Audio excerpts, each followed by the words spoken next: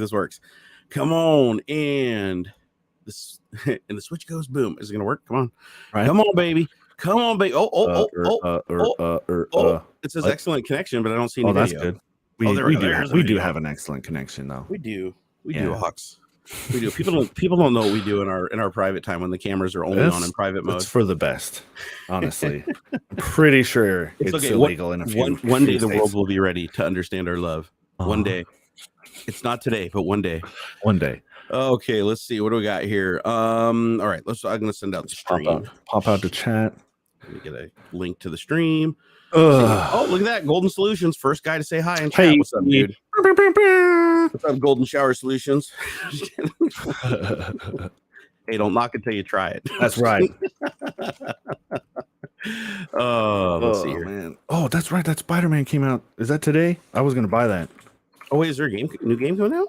Sony's letting Spider-Man from PlayStation on the PC. Oh, like the sweet PS5 one? Yeah, remastered version. It's got all the bonuses and stuff built in. Yeah. Ooh, I actually wanted to play that, but I don't have a PS5. So. Same, but now you can on PC. Sweet. Oh yeah, it is today. Wonder how much is it? It's like $60 bucks. I guess that's what most games cost nowadays, huh? Yeah. All right, let's see. Tweet Tech Talk is live. Of course, I'll probably get it cheaper on G2A or something because I don't. No, me too. AAA titles, I don't mind ripping off. So the thing is, I don't. $60 for a game, like even though like if you factor in inflation over time and everything, that's about what we were paying for games when we were kids, because when we were kids they're like $39-$49. Yeah. But God, it's like for some reason now I just cannot justify spending that much money on a video game, which is weird because I'll spend like days playing it. It's like I'll buy 5 movies, rent 5 movies for the cost of that. Like why can't I just pay that for the game? I don't know. It's weird how we see things like that.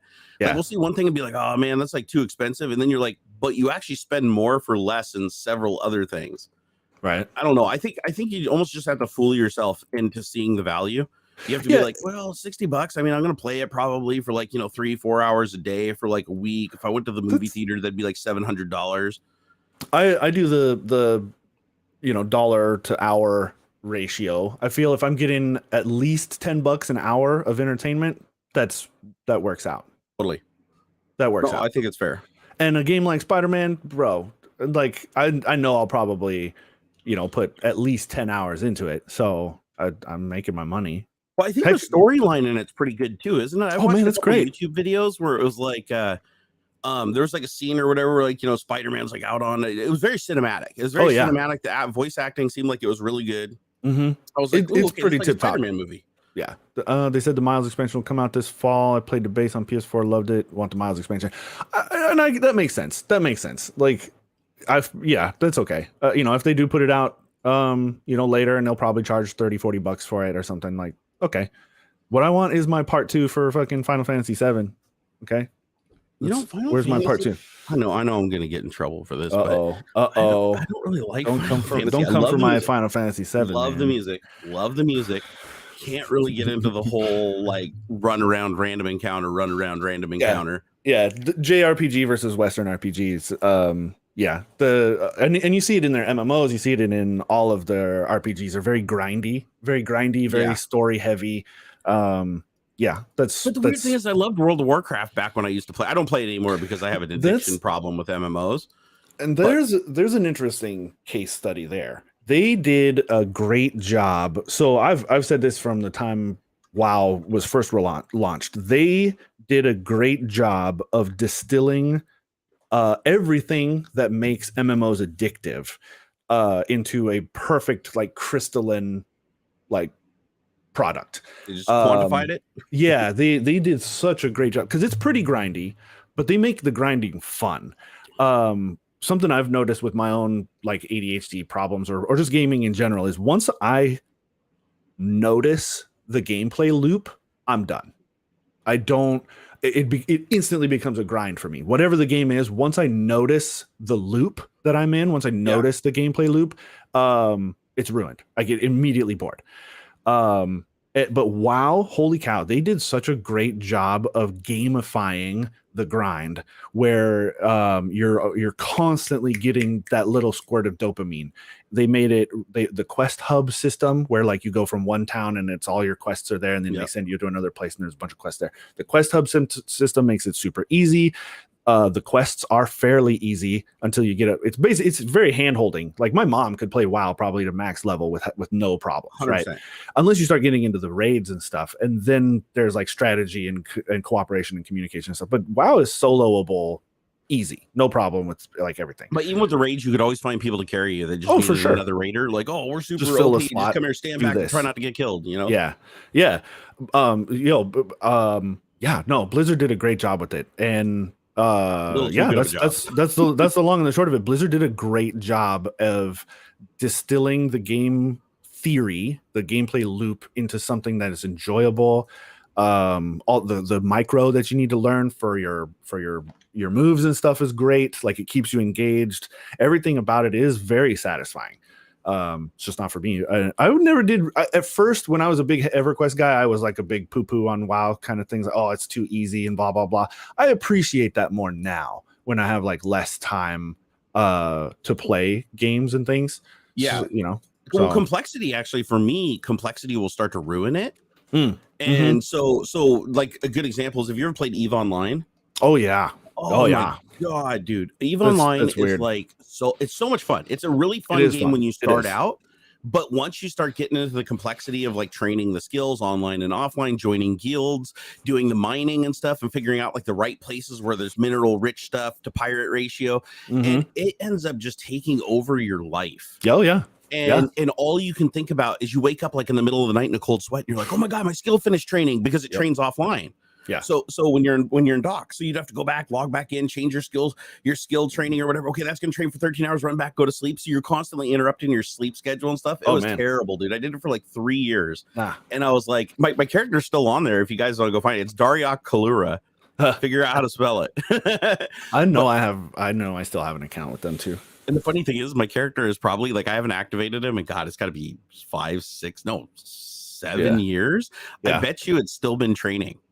Like on you'd have to go in there and do it. Yeah, they've done a few like, because I thought they had like an auto training thing where you could like learn one skill tree, but I guess you can't. You had to select them, huh? Yeah, and that was a weird thing too that kind of broke me out of the immersion. Was like, man, it's going to take 3 weeks to train this skill. Yeah, it gets wild. But then you step back and you think about it, and I'm like, well, the time involved, like, okay, if I was playing EverQuest and I needed to get to like from level 20 to 25 or whatever, that's probably going to take me about 3 weeks anyway. So like it makes sense. It makes sense. But it's just weird to have that number right in front of you, to realize, to be conscious of your time investment in that. That's kind of what broke it for me.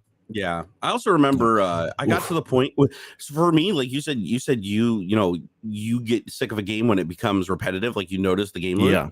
Yep. And for me, that Destiny definitely fit that bill. Like Destiny, as soon as I got caught in that loop, I was like, nope, this sucks. Some people love it. The though. Gameplay mechanics weren't as satisfying to me. The shooting, obviously, right? That's the core of it. It's a looter shooter. It didn't feel good. It didn't feel good to me. I played Destiny and Destiny 2. Destiny 2 better, but man, I'll tell you. I didn't even play 2. I didn't, because 1 just kind of let me down. Yeah. But there's people that love it's one of those games where it's weird. You're like, is it me? Because everybody else seems to love it. And I'm like, why do I not like this game? It's you. That's why some people don't like Diablo 3. I'll pick up Diablo 3 every once in a while. I don't know why people who like are in love with D2 hate on D3 so much. I noticed that too. I think maybe because it's a little more casual. I guess it's not. I love Diablo 3. I thought it was the best out of all the games. Honestly, I fucking love it. I every once in a while I load back into it and I play my wizard for a few hours or whatever, and it's very satisfying gameplay, and I like it. That's why I like Division and Division 2. Probably the best third person shooting experienced to me. Like that's great. Actually played it that much. Division. I love Division. I love Division 2. It's super bullet spongy, right? You're unloading hundreds of clips into these bad guys and stuff. They got 10,000 hit points and you're chunking away at 100 hit point damage. That's the game where you have to like hide behind cover and stuff. A little bit. Yeah. It's a bit of a cover based kind of Gears of War-y style combat to it. But man, it's super satisfying. I love the feel. All the guns feel differently, and like the customization stuff got a little bit deep with Division 2. Like they really got heavy into like the equipment customization and like stats and stuff. But it's got that same sort of attraction to me that Diablo 3 does. It's like because of the different gear that you get and the different stuff.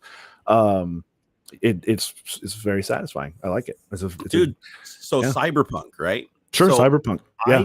I couldn't really get into Cyberpunk. Like I played it for, I probably played it for about like 6-8 hours. And I just couldn't really get into it, but there is some qualities about it that I really like that I hope we see in better games in the future. I hope that they continue to flesh out Cyberpunk the way that No Man's Sky did. Like No Man's Sky had a really shitty start, and now 6 years later, it is a fucking great game. If you are not playing No Man's Sky, man, and you did buy it back in the day and you haven't played it since, I highly recommend loading it up and diving back into it. It's really they really fixed their and have gone way above and beyond with the free stuff that they've put out over the last 6 years.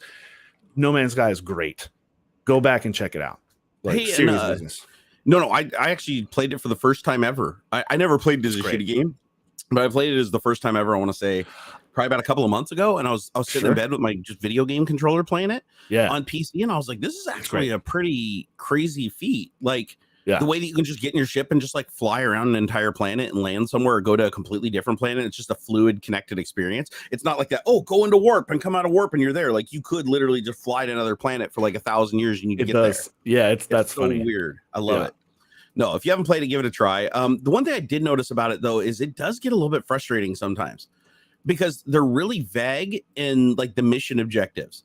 Like some of them. Go over this direction and like find a component for your ship, and it's like because of the random buried. It's buried somewhere and you can't get to it. Or in my case, I came back to my ship that I was supposed to build and I got inside of it and it's like, can't take off. And I'm like, but I got all the parts that says I'm complete on it. And I'm like going through the checklist, looking, run around. Oh, there's a piece that I'm missing that didn't show up on like the little inventory thing that I was supposed to get that was supposed to activate the next mission. So I don't know if I'd consider it a bug so much as it's just there's all these like little niggles all over the place where it's like you can get frustrated really easy. But it's cool just landing on a planet and seeing these crazy weird creatures over and over again that you've never seen before, almost like a Spore-esque kind of experience. I think that's cool. Wait, Internet Historian on No Man's Sky, great YouTube video. Didn't he do? That's an old one, isn't it? Check that out. When was the last time he made a video? He only makes a video like once in a blue moon. I love that kind of idea though, Internet Historian, because like I feel a kinship to like identifying the different pieces, the different influences in video games. Like people like we've gotten to a point now where it's very, very, very difficult to place video games into one particular genre anymore. Like you'll have a main sort of like, this is an FPS, but it has RPG elements or blah, blah, blah, this and this and this. And I love digging into that sort of stuff. I get super stoked. I talked to my girlfriend about video games and like, just digging into the genres and subgenres of video games is a lot of fun and very, very interesting to me. I would totally love to get into like the histories of video games. I think would be a lot of fun influences. And like, I feel that way. Like I feel the same way as like, I'm sure some like music aficionados are like, Nirvana was totally influenced by blah, blah, blah, blah. And I'm like, you hear this riff? It's totally because of Black Sabbath's blah, blah, blah, blah. And like, they totally stole that riff back to the Genesis. I feel like I could get super hyped of doing that with video games.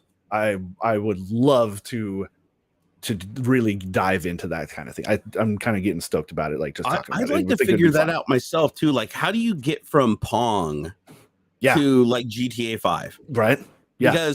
Because Pong was like the OG game, right? That was like, well, actually it wasn't that space shooter game or whatever, arcade cabinet. That was like the first game ever made. The one that was made in the lab that used what was it, like the screen that doesn't use scan lines, it does line to line or vectors. Was a vector screen or whatever, vector graphics. Well, then Pong was like the big one. Pong was the one that popped off like everywhere, that everybody played. And then you're like, somebody was like, if you can do Pong, then you can do this. And then you like, then you fast forward to Atari, where it's like now you have like Tank and you have Pitfall and all these things. And then you're like, Asteroids, but the graphics are still shitty, right?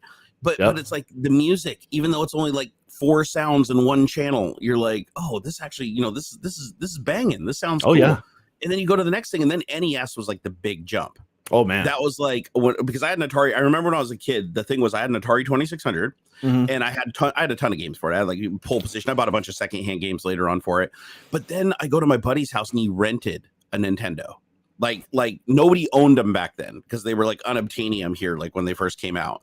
But he rented one at like this local rental store that was renting them out. And I remember I went over and he had Legends of Zelda. Sure. And I walked over and I looked at the screen and I was like, what am I seeing? Like, how is this possible? Like, this is like arcade graphics, right? I mean, at that time, right? Yeah, it was like you were like, wow, this is like the graphics and the sound and the music is like, I mean, I was glued to it. Like my parents, I literally cried when my parents were like, okay, it's time to go home or whatever, because I was just sitting there playing it the entire time. They were like hanging out. And all I could think of was, my gosh, how do you go from Atari to that? And then after that, then you had like the TurboGrafx 16, Sega Genesis, and Super Nintendo. Like bam, bam, bam. And you're like, okay, now this is just getting crazy. Like I'm saying, you're playing Altered Beast and stuff, like the game with the sound that I played in the arcade that I was pumping quarters into. And I feel like that was when stuff got like really crazy, was that transition, because it used to be like the video games you played at home were nothing like the video games in the arcade. Right. Now that has changed so much that the video games you play at home are so far beyond what any arcade game can be. Like they're not gonna build a $20,000 arcade cabinet. Like name a single not really. Name a single arcade game that you know of that you've ever played that is something that you could not play at a higher frame rate on your system with like a 3080 or a 3090 or something. It's crazy, or higher resolution, right? Because they all usually use like lower resolution screens because you're standing a little bit further away with like the big screen games and stuff like that, or it's a smaller screen on the cabinet. But that's weird because it's like when we were kids, I remember going to the arcade and it was like, oh my god, these graphics! Like when I saw Street Fighter. Like I went to the arcade, I was like, "Oh my god, dude!" And then I saw what was the first 3D fighting game? It was Tekken, I think. No, was it Tekken? I think it was Tekken. I want to say there was one more before that. Chime in chat if you guys know which one it was. But when I saw the 3D fighting game, like with the Virtua Fighter and stuff, Virtua Fighter. That's what it was. Virtua Fighter. I do think that does evolve into Tekken. It does. It 100% does. But I remember going to the arcade when they brought in Virtua Fighter, and I was like, that was amazing. 3D graphics. What that? But if you watch it today, go back and watch videos of the actual arcade cabinet. It is so slow. Yeah. It's like kick, punch. It's not fast at all. Like Street Fighter was fast, Virtua Fighter was slow and methodical. However, the graphics just were mind blowing at the time because we weren't used to 3D anything. Oh, there's probably people in chat that are like, man, these guys are old, because they don't know, right? They don't know. The 3D graphics that they're seeing. What is this? Let's see. Virtua Fighter. It says early prototype was tested in August 93, complete game release worldwide in October of 93. So right around that same time, I remember going to the Pacific Science Center where they had a virtual reality, big chonky virtual reality helmet and the big gauntlet things. Yep. And it was it's so heavy. There's like a cable from the ceiling. There was a thing so that it wouldn't crush your head. I did that, and I was too short to hit like the gem thing that you're supposed to tap to like progress through the thing and whatever. But it looked just like this sort of graphics, but on the big helmet thing. So like, we're not that old, you guys. Come on, well, I'm technically a millennial. I think Jerry, you're just a touch into X. I think you're a Gen X. 1979. Yeah, you're just barely a Gen Xer. Yeah, my birthday's in October, so literally I just saw the last of 1979. But we're close enough to where like we can relate, and so like we're not that old, man. That's true, man. Be seeing Wolfenstein 3D for the first time. Oh man, yeah. Some of those first back memories, man. Holy shit. Like I read that and it's just my brain lit up because I can tell you exactly where I was and what I was doing when I first played it. That's funny. Like I was in my parents' house. They lived in a little town called Gorst, Washington, and my bedroom in the back corner of the house, I had my little 28612 with VGA graphics, and I remember I downloaded shareware from Bulletin Board Systems through my 2400 baud modem. And I remember logging in and there was a shareware demo for Wolfenstein 3D. And there was no forums or anything really back then. They had FidoNet, but it was like, actually, no, they didn't even have FidoNet. FidoNet wasn't even a thing yet, I don't believe. But like forums on BBSs and stuff were very simplistic. So you had no reviews, you didn't know where it was coming from. It just came out of left field. Stuff just usually the game would come out first as shareware, and then you'd read about it. Not the other way around. So I remember I downloaded this demo from BBS, and it was pretty big for the size. I mean, it was literally like, I mean, it fits on a floppy disk or whatever. But back then it took a while to download that over 20. But I remember I downloaded it, I started it up, and when the graphics started up and it shows the guy like walking like through the it was the only 3D graphical game I'd ever played on my computer ever.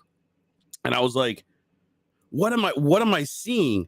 And so I didn't leave my room for like days. My parents had to drag me out of there to go eat dinner and stuff because I was playing it. And the funny thing is I had to shrink the screen down to like this big to put it at a playable frame rate. Because like if you did it full screen, it would be like scan line, scan line. But in the little postage stamp like this, I could get it up like 10 frames per second. So it was like actually playable. And so God, that was an experience. The sound effects though. Oh my God, they're stuck in my head. Sound effects. So I remember playing the first Tomb Raider. My dad was playing it.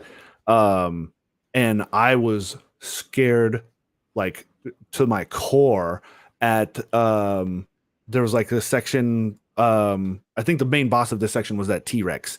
But we're not even there yet. Like you're still going through the caves and stuff, and some like wolves or something are like coming, from somewhere. Scared the crap out of me, man. Like I cried. Like I was so scared. And I'm like, this is a video game.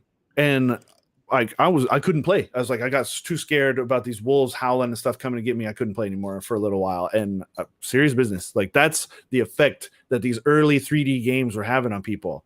Like, wow. It was very creepy. Because Wolfenstein, not true 3D. Okay, even Duke Nukem 3D, not true 3D. No, what was it called? Like parallax effects or something like that? It was like 2D sprites. 2.5D. Yeah. Because like the sprites and stuff were still flat. We're still 2D. And even technically like the volume was still kind of, I guess, 3D, but you're like still looking at it from a planar sense. Like I'm getting out of my element in talking about because like there's a difference between like how you are viewing the stuff and how you're moving and interacting through the space. Like Doom, right? You couldn't aim. There was no aiming. You just shot. It didn't matter that the guy was up on a pillar. It wasn't, he still shoot the guy up there without having to look up there. And that I remember how they do it. It's first of all, the game doesn't operate on any 3D premise. What it does is the sprites, it's basically drawing them. Like, have you ever seen the cameras on cars that they have now where it looks like a 3D thing going around the car, even though the cameras are on the car? Yeah. It's basically taking the video and it's warping it, right? It's just taking the video and warping it. The perspective thing is so if you look at it without the warp, it's basically just the textures moving away from each other. Yeah. And then they warp it to give it that perspective. And when you move, you're just changing the warp of those textures. But everything you're interacting with, you're not interacting with the actual sprites. You're interacting with the collision map that they have. Because I remember when you created levels back then, you had to say that where the hitbox was and levels. So you could just be walking along and you just get stuck. Different triggers and things. Because they didn't do the boundaries correctly. But I remember it was a total trick because there's no way they could render 3D back then. Yeah. So they really didn't do any 3D math. It wasn't like they were cranking out like crap times, cosines and tangents and stuff like that. They had to do it really quickly. Yeah. Because I mean, it ran on a 286 for crying out loud. Yeah. So this is cool stuff back in the day. It used a technique called ray casting. That would actually surprise me if it was ray casting on a 286. That sounds familiar. No, because you may be getting that mixed with ray tracing. But I think I've heard of. Let me see here. What is ray casting? So raycasting is a methodological basis for 3D CAM and CAD solid modeling and image rendering. It's essentially the same as ray tracing for computer graphics, where virtual light rays are cast or traced in their path, a local focal point of the camera.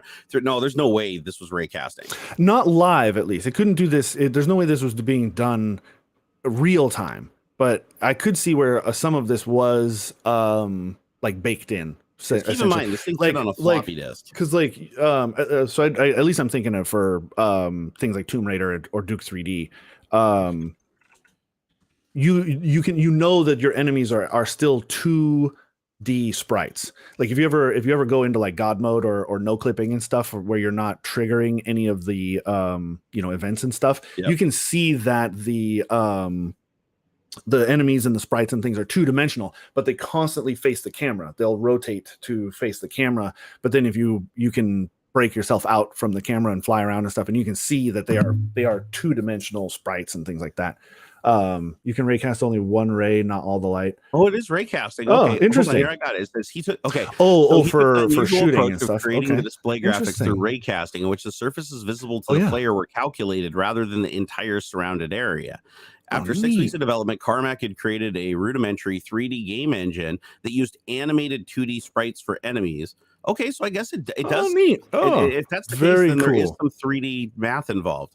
Neat. Yeah. So the video game Wolf 3D was built from a square-based grid of uniform height walls meeting solid-colored floors and ceilings. In order to draw the world, a single ray was traced for every column.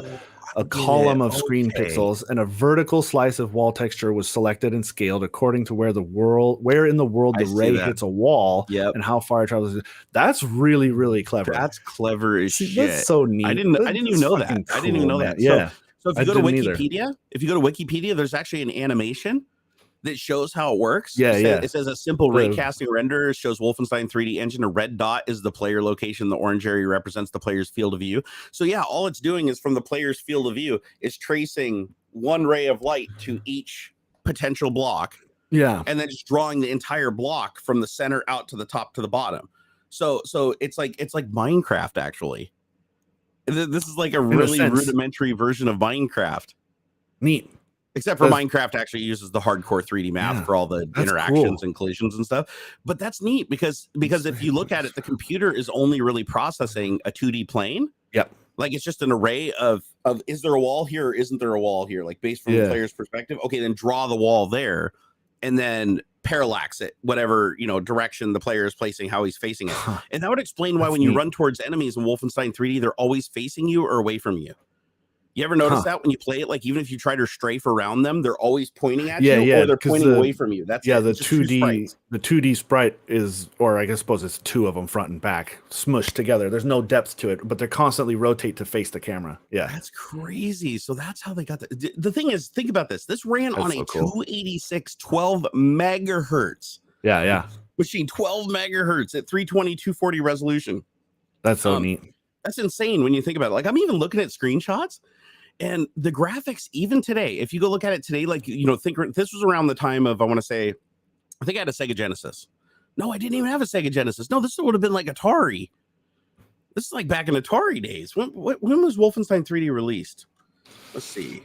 Like 93, 94? Got to be a little bit earlier than that because I swear 1992. Holy shit. Okay. So 1992, that would have been NES, right? Let's see here. When come out for DOS. Was NES a little earlier than that?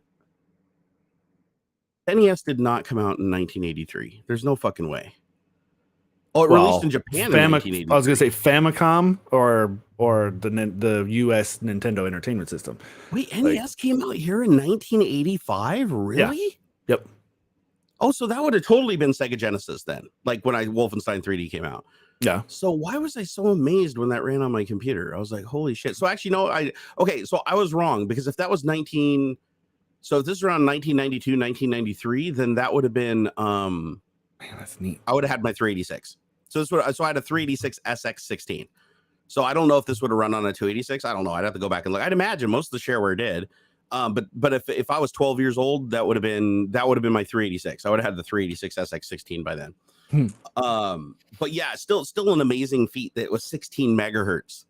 They were able to pull that off. So like, with what is that? 16,000 calculations a second. Yeah. Not taking into account like each instruction is multiple CPU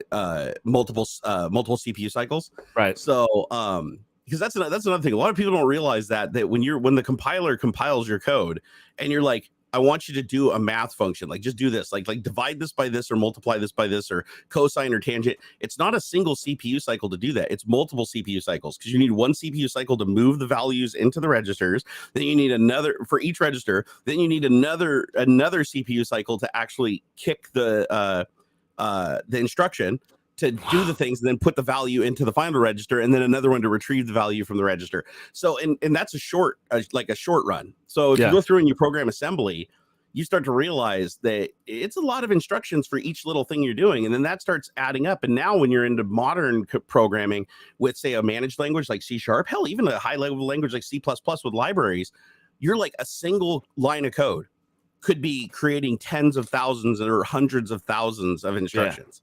Yeah. And it's wild. Like just saying, hey, I want to print something to the screen.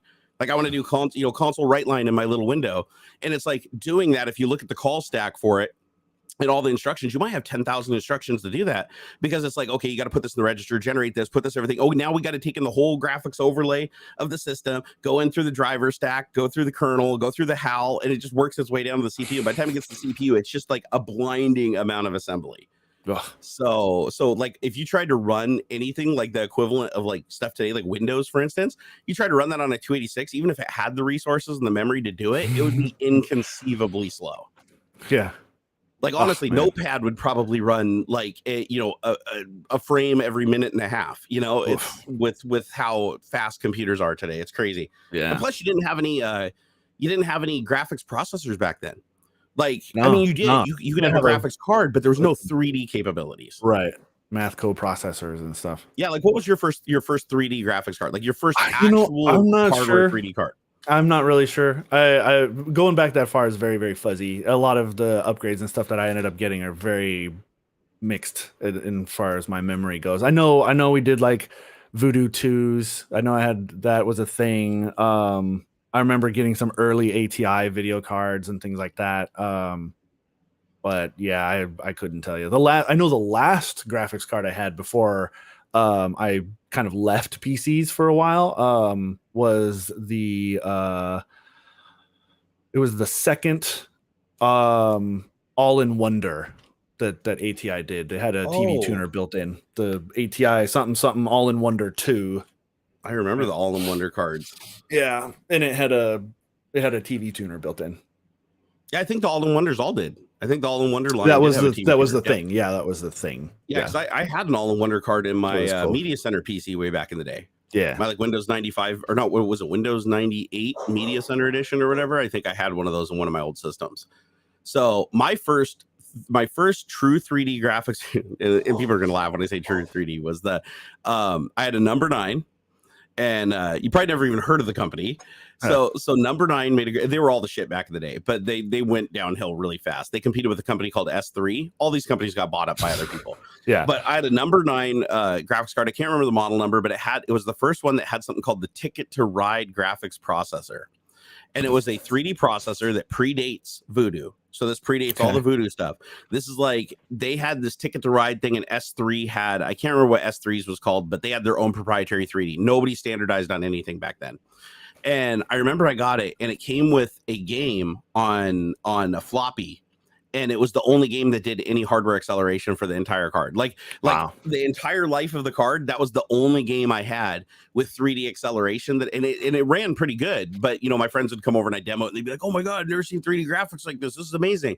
And that was it. That was its only thing that it could do. So the first real graphics card that I got that actually like worked in a bunch of games was a Voodoo 1 with the pass-through cable. Mm-hmm. And actually, no, I'm sorry. I didn't get the Voodoo 1. I remember my friend had the Voodoo 1. I couldn't afford the Voodoo 1. I had to get the Voodoo Rush, which was the all-in-one graphics card that was advertised as a Voodoo card, but it was like nowhere near as fast. Jeez. And dude, marketing was like, people complain about like marketing today, like Nvidia and AMD and stuff, and their marketing, like, pumping up their results and, rigging benchmarks and stuff. Dude, you guys don't even know how bad it was back in the day. Like back in the day, it would say just right on like on the graphics card box, like better than Voodoo, the successor to Voodoo now with, more graphics memory or whatever. You go install it in your computer and it would actually be half the speed of a real Voodoo card. Because it was like half the price. You're like, because they'd advertise it and be like half the price and twice the performance. And it's like, but on whose planet? Like nowhere was it anything like that. But once you bought it, they're just like, oh shit, you got it. Like, you live with it now. Figure it out.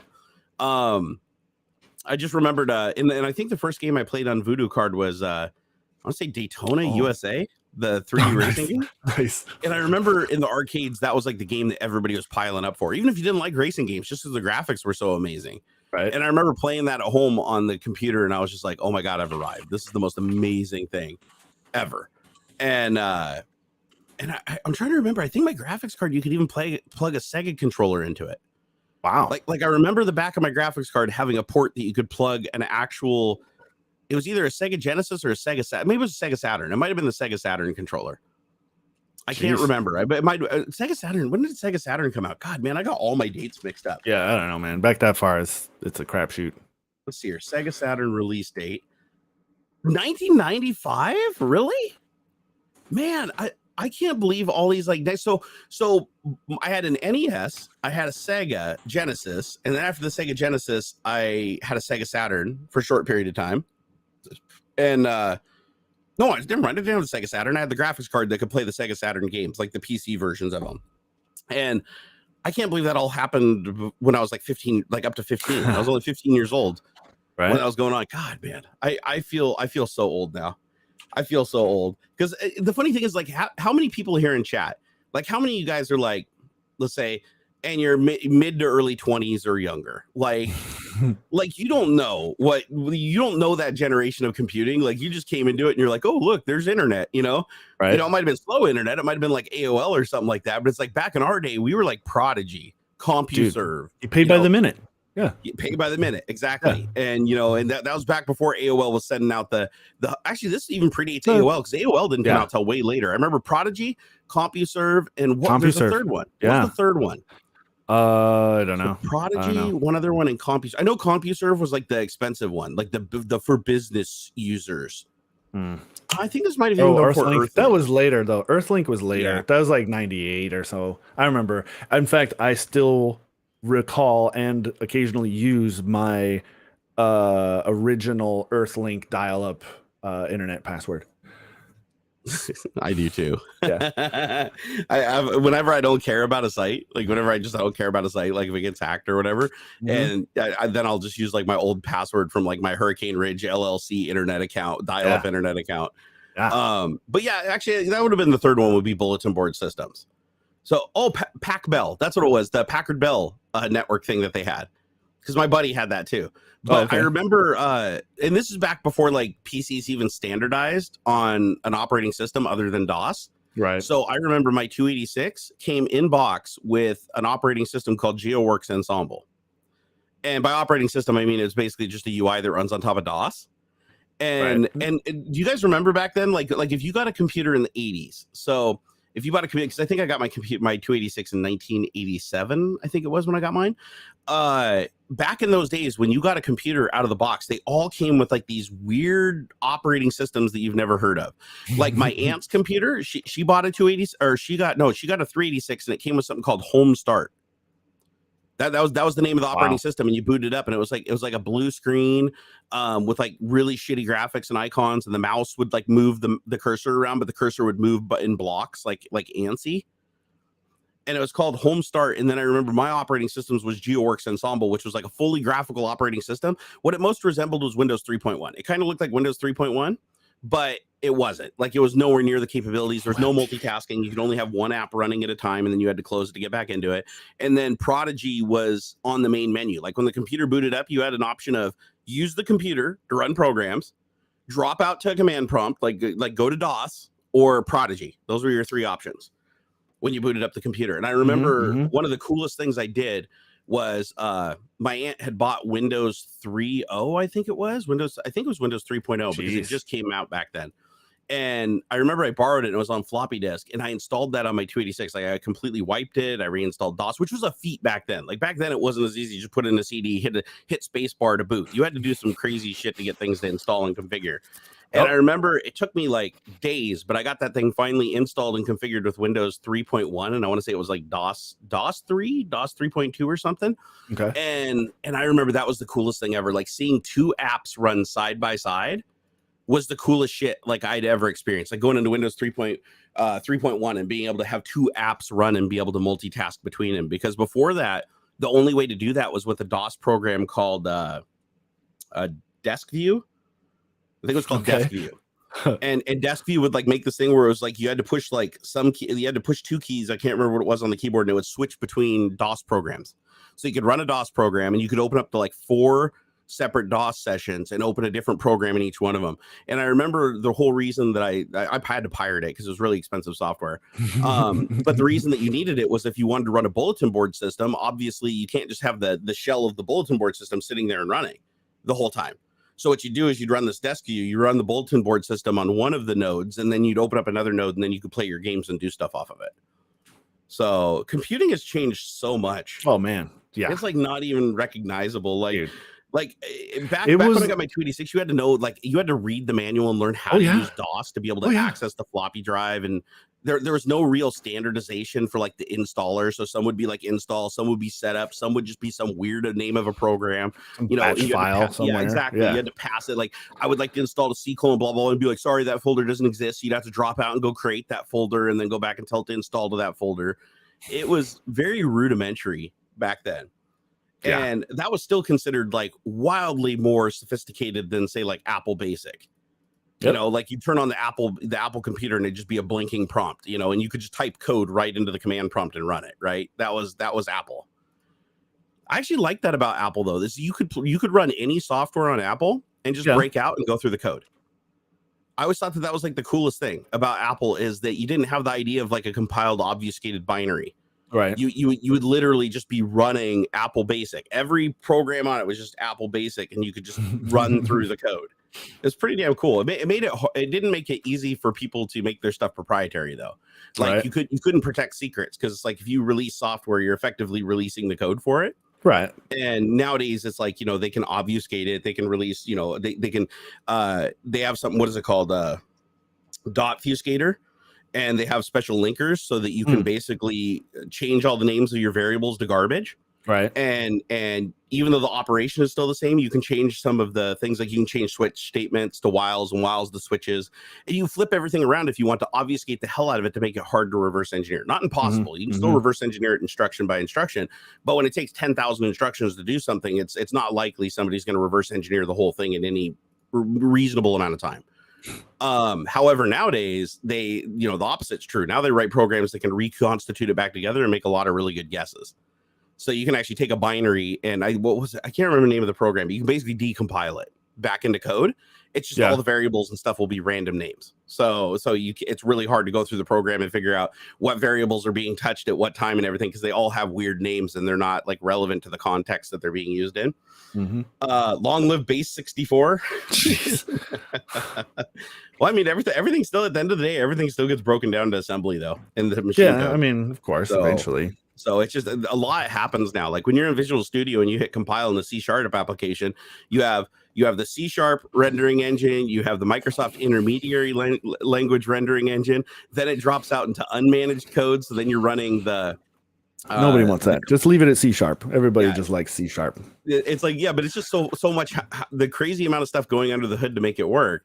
But now that's why you have cross-platform development. Like, cross-platform development was not a thing back in the day, as far as just make a game and have it run everywhere the same. You had to remake the game for each platform. Like, you might be able to use the same sprites and assets to some degree, like is the foundation. But no, you had to rewrite everything. Like, you didn't just create a game for Apple and create a game for PC, and they'd both be exactly the same.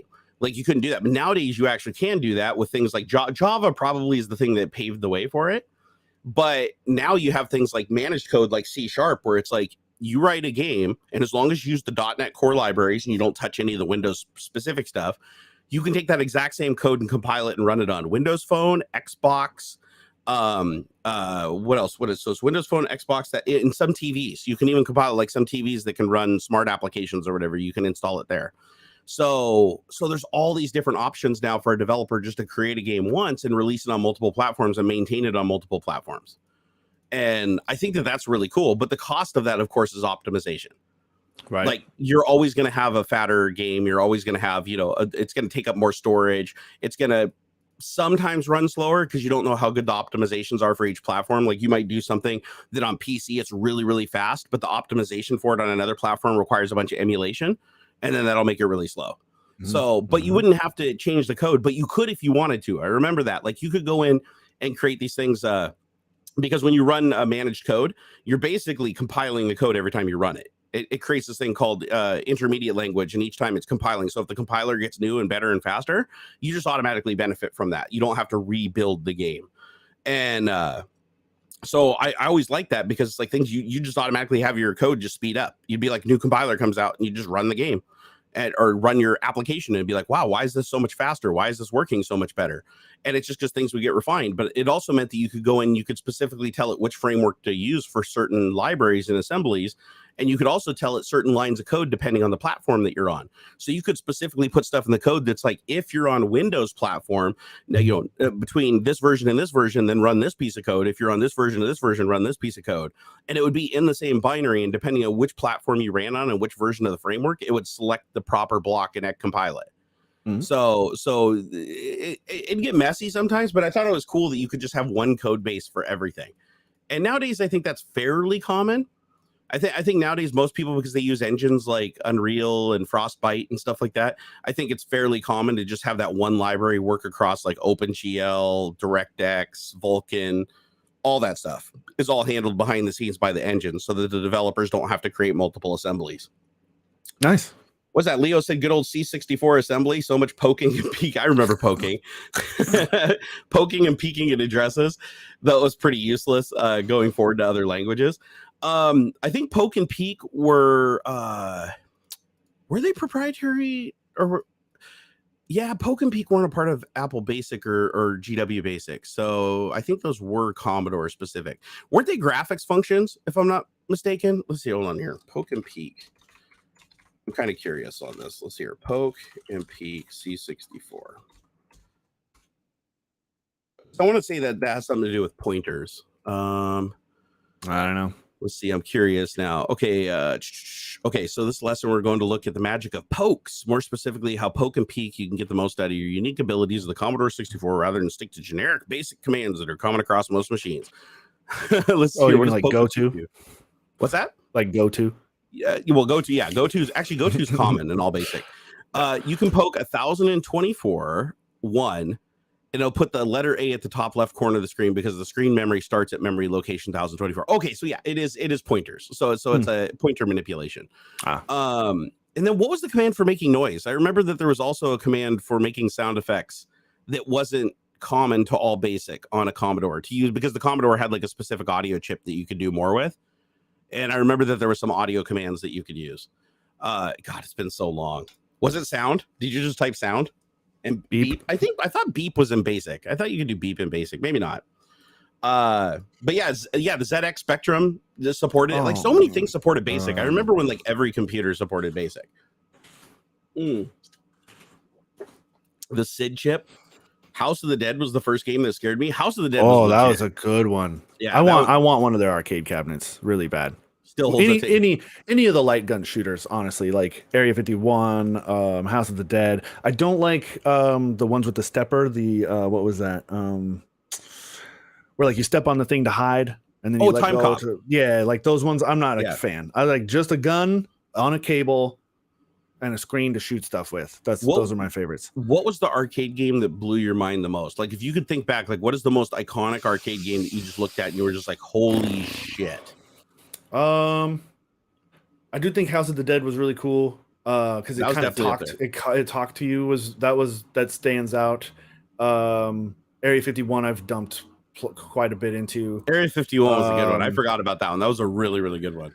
Actually, it's the only one I've actually beat. I finished Area 51 once or twice. Wait, the actual arcade game? Yeah. Oh, it cost me about $5.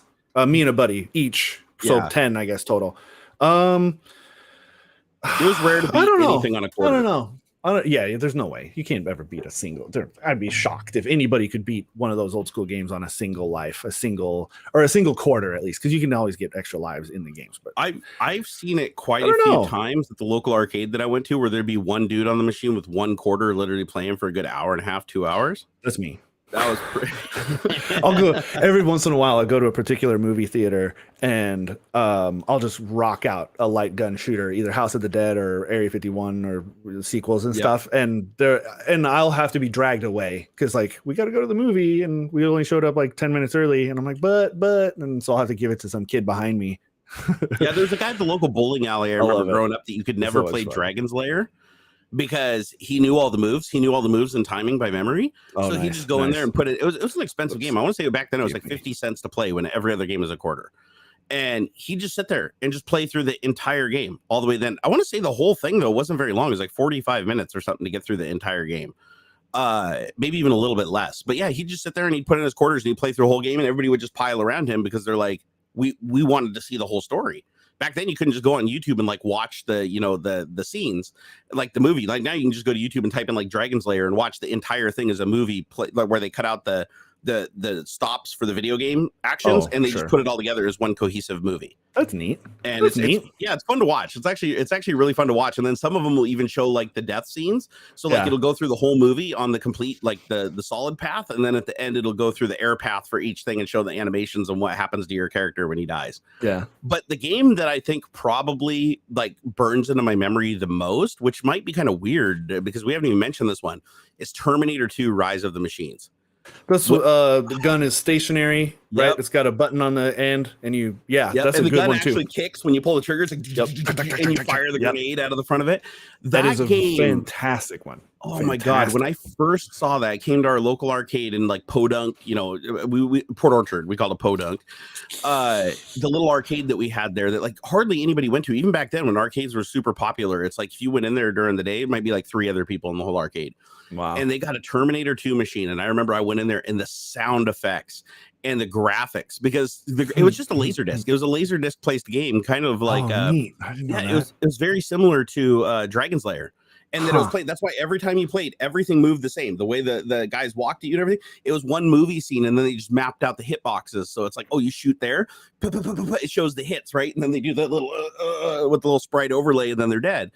And they just disappear out of frame. It just covers them up with the scene behind. But yeah, because that's how they were able to do the graphics, because no processor was fast enough back then to do any kind of graphics that looked even remotely like that. Like it was all like basically video. Right. And I remember that game. Oh my gosh. I all I wanted to do was play that game for the longest time. I'd go to the arcade and I would just play that game, lose all my money, and then mope around because it'd eat your quarters. That game was a quarter eater, but I freaking loved that game. Like if I could have an arcade cabinet today, like I would love to have that just chilling in the background, because the sound effects were amazing. Like you could just, because it had really good sound too. Like you could hear that arcade machine through the whole arcade because it had such big speakers on it. And when you were sitting there and actually shooting the guns, the speakers were like pointing down at you, and there was like a subwoofer in it. So you got like when you're firing the guns, I mean, it resonated with you. And it's just something that I remember. And I think when that came out, I was fairly young, because I remember I used to stand on their little stepping block to play it. Like I didn't just stand fully up in the machine. I stood up on like a little stepping block to like get up to where I was comfortable height, shoot the gun and everything. Oh man, good times. If you guys haven't played that. Mortal Kombat, that's of course, like I remember Mortal Kombat came out about shit a brick when I saw that for the first time. I think I was too young for like the big panic over Mortal Kombat. I believe it's the first bloody one. First, no, what's the graphics that kind of thing? FMV.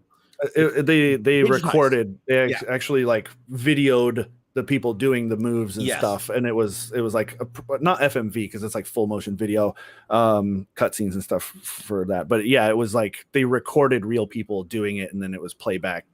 It was digitizing, and and they'd like make it into a series of frames, and when you did the move, the guy would play the animation, because it was like actual little pictures of an actor. They videoed that and then shrunk it down and digitized and stuff. It was cool. I remember going to the arcade and seeing that one for the first. Same arcade as the Terminator 2 game. And I remember they brought that in, and I was just like, oh man, I could not believe the graphics. I was like, again, now we've gone from, I think before that people were playing Street Fighter, and they were playing what was it, King what the hell was King of Fighters? Was it King of Fighters, the one that was on Neo Geo? Yes. Yeah, the Neo Geo was I remember the Neo guy with Geo the red hat cap was amazing. Their main character was like a guy with the red cap and like bicycle gloves. And then there was baseball. Was it Baseball All-Stars or Baseball Kings or something? There was another there was a baseball game on Neo Geo that I liked a lot too. I always wanted a Neo Geo when I was a kid, but I remember they were stupid money. Like I want to say it's Software Etc., the Neo Geo Gold system, which was like the more expensive one, was like $700 or something. And it's like today we don't balk at a system that costs $400, but you're talking like back then the most expensive video game system was under $100. Yeah, man. Can you imagine spending $1,500 on a PlayStation? No, actually probably pretty close to the accurate, like the translation in money. Like couple $100 back then, easily over $1,000 now. Like easily. Come on.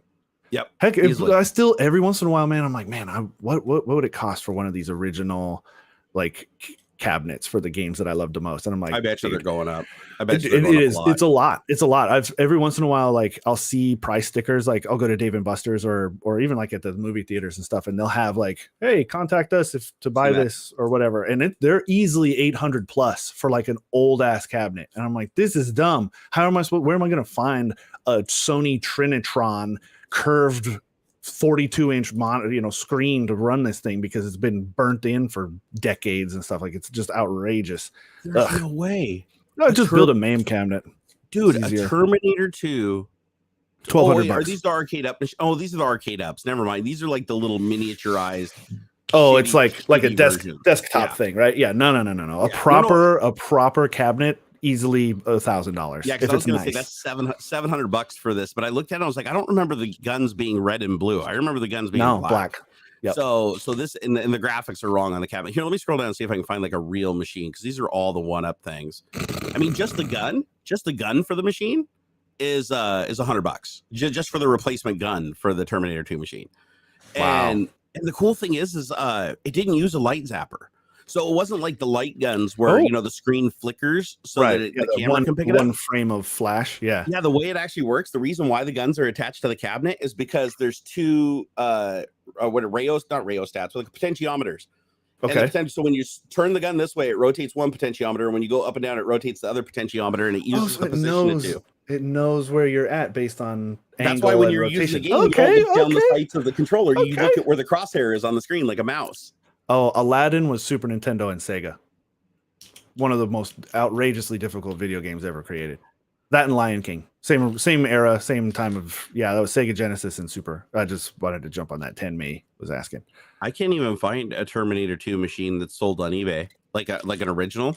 Yeah. Like I bet you that's really expensive. And the other thing too is that you have to have the laser disc, you have to have the graphics board or whatever on it that dies. No. The screen, I think, was CRT back then still. Yeah, you'll have to find a TV to put in there and stuff. It's better to dump that same amount of money into a proper light gun MAME cabinet.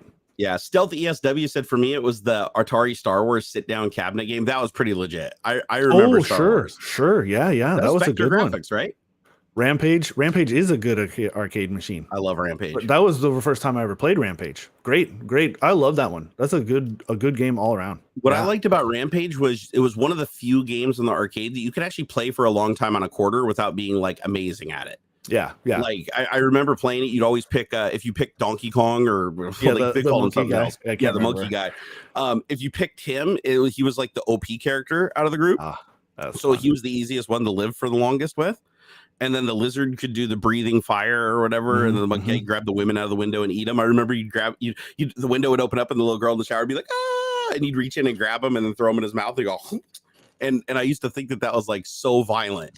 Like, that's why I like playing that game, because you literally just rip people out of the window and eat them. It was like, that was my precursor for wanting to play GTA. Oh man, this is a good one. This is good. Hey, I want to thank a couple of our supporters today. Theodorus, thank you for that super chat, man. We appreciate you.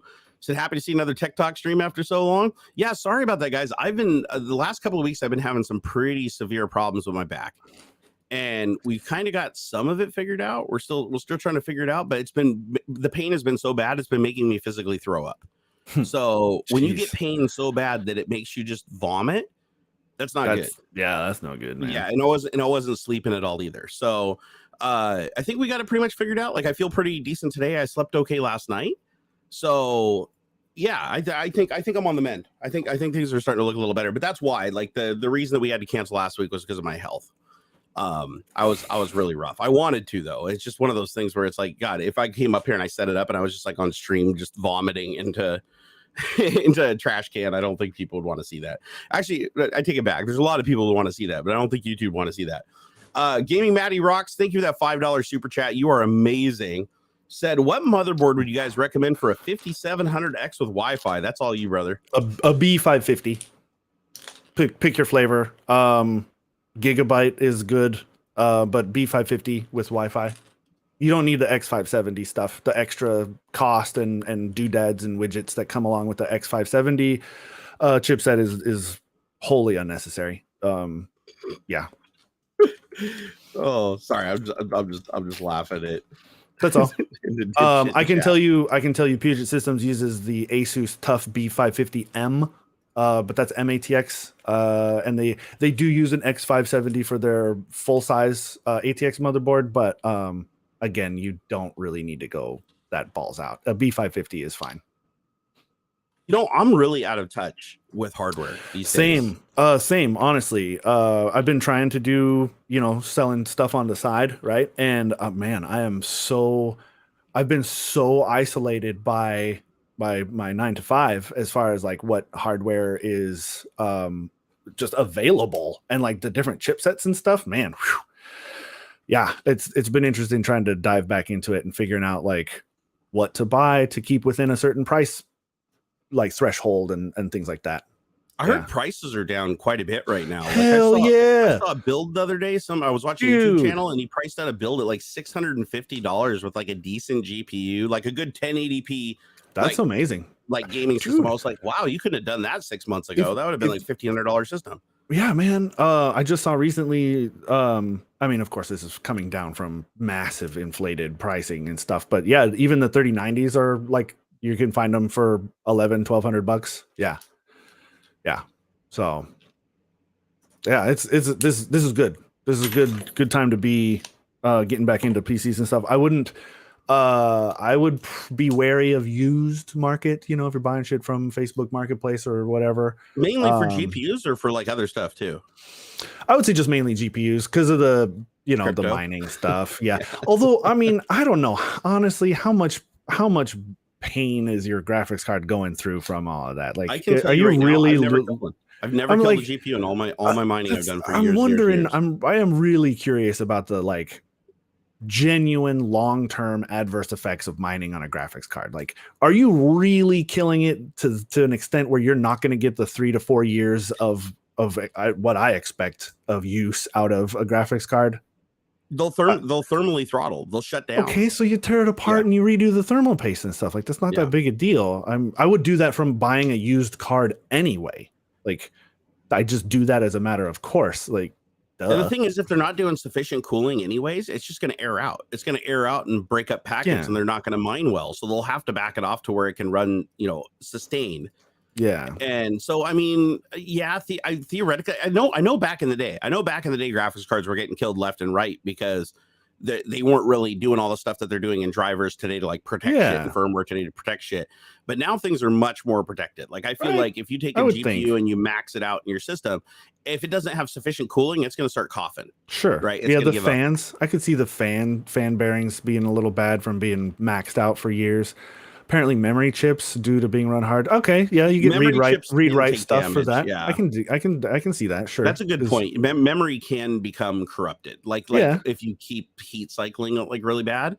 I can see that. But at the same time, how is it better or worse than turning it off and turning it on and turning it off and turning it on like most people do? Right. It's ran. It's like a generator, right? Yeah, a generator runs at a high RPM ish compared to like a diesel engine. Like if you have a diesel truck versus a diesel generator, a generator will run at its peak level for hours and hours and hours at the right optimal, but it's pretty high, right? But it's built to do that for an extended period of time. I feel like graphics cards have a half of that mentality already. They're built to work within a certain high level range for extended periods of time. It makes sense. Yeah, I mean, as long as the thing's got power, it's cycling. Like it's doing stuff. Like when you're rendering the desktop on your computer, it's like every frame, even when there's nothing moving on the screen, every frame still requires processing power from that card, and it still has to cycle through all the instructions to regenerate that display, right? If the graphics memory disappears, the screen turns black. I mean, it has to. It holds that stuff all the time.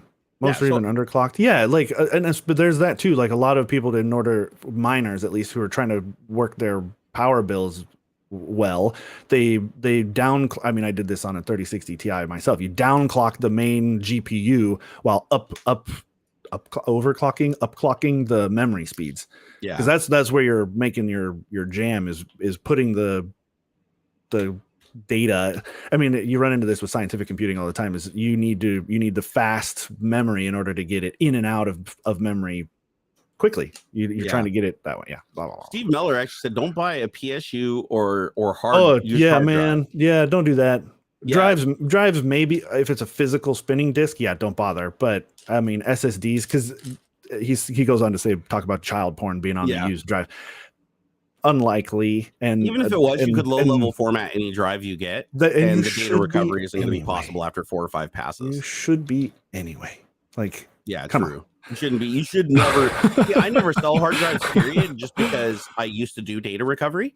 Yeah. And if you low level format a drive, you can prevent easy recovery. But still, if you have sensitive enough equipment, the DoD's not coming after you. The DoD's not coming after you to fucking electron microscope your drives because they think you might have bought a hard drive from somebody who might have had child porn. Like, true, and it's not going to show up in your file system anyways, which means even if they hacked your computer, unless they hacked your computer, recovered the lost sectors, and again, the time dates and stamps on those files would be outside of the time that you own the drive. Yeah. So yeah, it wouldn't be a strong case. So I wouldn't say that's a reason not to buy it. However, spinning discs, they're ticking time bombs. Just don't buy. Yeah. Rusty shit anyway. Don't buy. Spinning discs are only guaranteed, and when I say guarantee, I say that loosely, but they're only guaranteed to run for about a max of 5 years reliably. After that, it's a crapshoot. Oh man, like they can just start degrading quickly. Poor Van 3380 says he puts drill holes through them and then burn them up. That's extreme, honestly. There was one hard drive wiper I used to use all the time that was it's DoD certified and it's meant for corporate level corporate level wiping, because it would do like 2 or 3 different passes. It would do like all zeros, all ones, and then the third pass was like a weird sort of random read write. Do the random one, yeah. I can't remember what it's called now. It was because you can even recover data from a low level format. So even if you write over the disk 4 times with zeros or 4 times with ones, as long as you know what the sector was overwritten with on each sector, you can still get the differential in magnetism if you have a strong enough piece of equipment. That's what it was. It was boot and nuke. That's what it was. I remember nuke. Yeah. Somebody like Kyle's boot and nuke or something like that. Oh damn! Robert gave us $20. Hey, Derek. Derek? Is it Derek? No. I'm sorry. Robert Settles gave us $20. Derek, we're gonna give him the full board. That's the one I hear. Okay, ready? Prepare your ears. Yeah, we got $20. Yeah, we got $20. Yeah, we got $20, and you don't got $20, but we got $20. Yeah, woo! That's our new impromptu. What you get for $20? Yeah, we need to put some fireworks and stuff. Some button you can push to put graphics on there too. We do. I think it'd be cool. I want to get some of those weird animation things. Like one of my favorite ones. You've seen David Hewlett stream, right? Where he's got all the people that are in the channel running around as little characters on the bottom of the screen. Oh yeah, there's little plugins and stuff for that. I'm not sure. I'm not off the top of my head, but I know there's lots of extensions and plugins and stuff for that kind of thing. Steve Miller said they still don't trust buying used hard drives. Do you really expect every police department to have that level of competence? I mean, do you really expect any police department that doesn't have that level of confidence to have the knowledge to be able to recover deep formatted data? I feel like that's what would save you is the incompetence of the police, your local PD. Yeah, to not even bother. They'll just crash the guy who's got the stuff originally. They're not going to go digging through his Venmo and figure out, oh, he sold some stuff to this other person. I mean, maybe, but I don't know. The other thing too is for them to have probable cause, they'd have to have some evidence of you actually downloading it or capturing it. To get a warrant, you do have to have actual evidence. You have to have probable cause, and actually, it's got to be pretty severe probable cause. So, damn! Oh, yeah, please do. Yes, Christian, thank you for the $6.85. That deserves three of the buttons.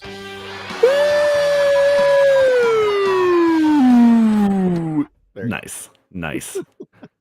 That's cool, man. I feel like people enjoy it when they get something for their support. No, totally. It's the wow. It's the wow thing, man. You gotta give them a little squirt of dopamine to get them to come back. Dopamine.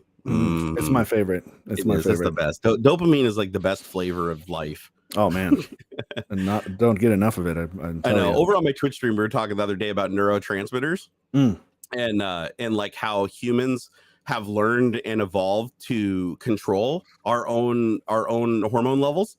Yeah. Like through drugs or through physical activities and stuff like that. Like we figured out how to like control dopamine release and serotonin release and even aggression, right? Like going and playing like paintball and stuff like that, and epinephrine and norepinephrine.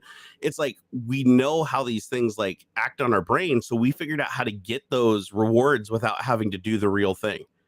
So it's like evolution. This kind of goes a little bit deep, but it's like evolution. If you look at it, it's like the whole evolutionary initiative is to grow, right? Is to grow in numbers and to survive. So it's like that's why sex is amazing, you know. Yeah. That's why, because it's urging you to procreate. You know, that's why when you get aggression and you run around, you're freaked out, and you're mad, and you're angry, and you're running. It's like it's a survival instinct, right? It's like you're in a situation where you need more energy, you need to think quicker.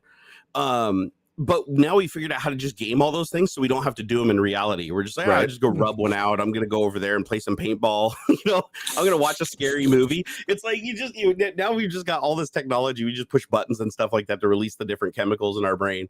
And then it just leaves us free to be intellectuals instead of driven by instinct. You know, it's like we can control all that stuff. So now we can just be like, you know, I'm going to go build a boat or go in my garage and build a car. You know, go do stuff. It's like you don't even need a real reason. There doesn't have to be any payoff other than just to do it, which I think is fantastic. DD is basically Disk Destroyer. Oh, I remember Disk Destroyer. Yeah, that's old. That's way old. I remember running that off a floppy disk back in the day. So, but the other thing too is like hard drives. I would never buy a used spinning disk hard drive. Yeah, no way. I wouldn't. SSD, if it was a later model SSD, like we're talking like Samsung 950 or better, I would. I don't know if I'd buy like 850. You think the 850s are still pretty good? Yeah. Okay, so I know there was a generation of SSDs where they were pretty much guaranteed to fall on their face after like a couple of years. Like, but I think that was probably just the first gen ones. Yeah, because now don't they all do like random read write and stuff to put like in like wear level, and like if its sector starts dying, it just offloads it to spare sector and brings it online. Like they're really smart now. They're really good about that. They were into like trillions of read writes and stuff. Like SSDs are totally fine. That's awesome. Oh, Leo said when I started working a PC shop, local paper factory sold off their hard drives with accounting date on them. Yeah. No, actually, that is a problem. So I used to do data recovery. So that was actually like when I worked at this small computer store, I did data recovery, and I continue to do it as a favor when I worked at Microsoft for employees that accidentally formatted their hard drives or deleted data that they didn't want to. And I'd always tell them, I'm like, if you delete something, turn the computer off. Just turn it off immediately, because you don't want to risk overwriting those sectors.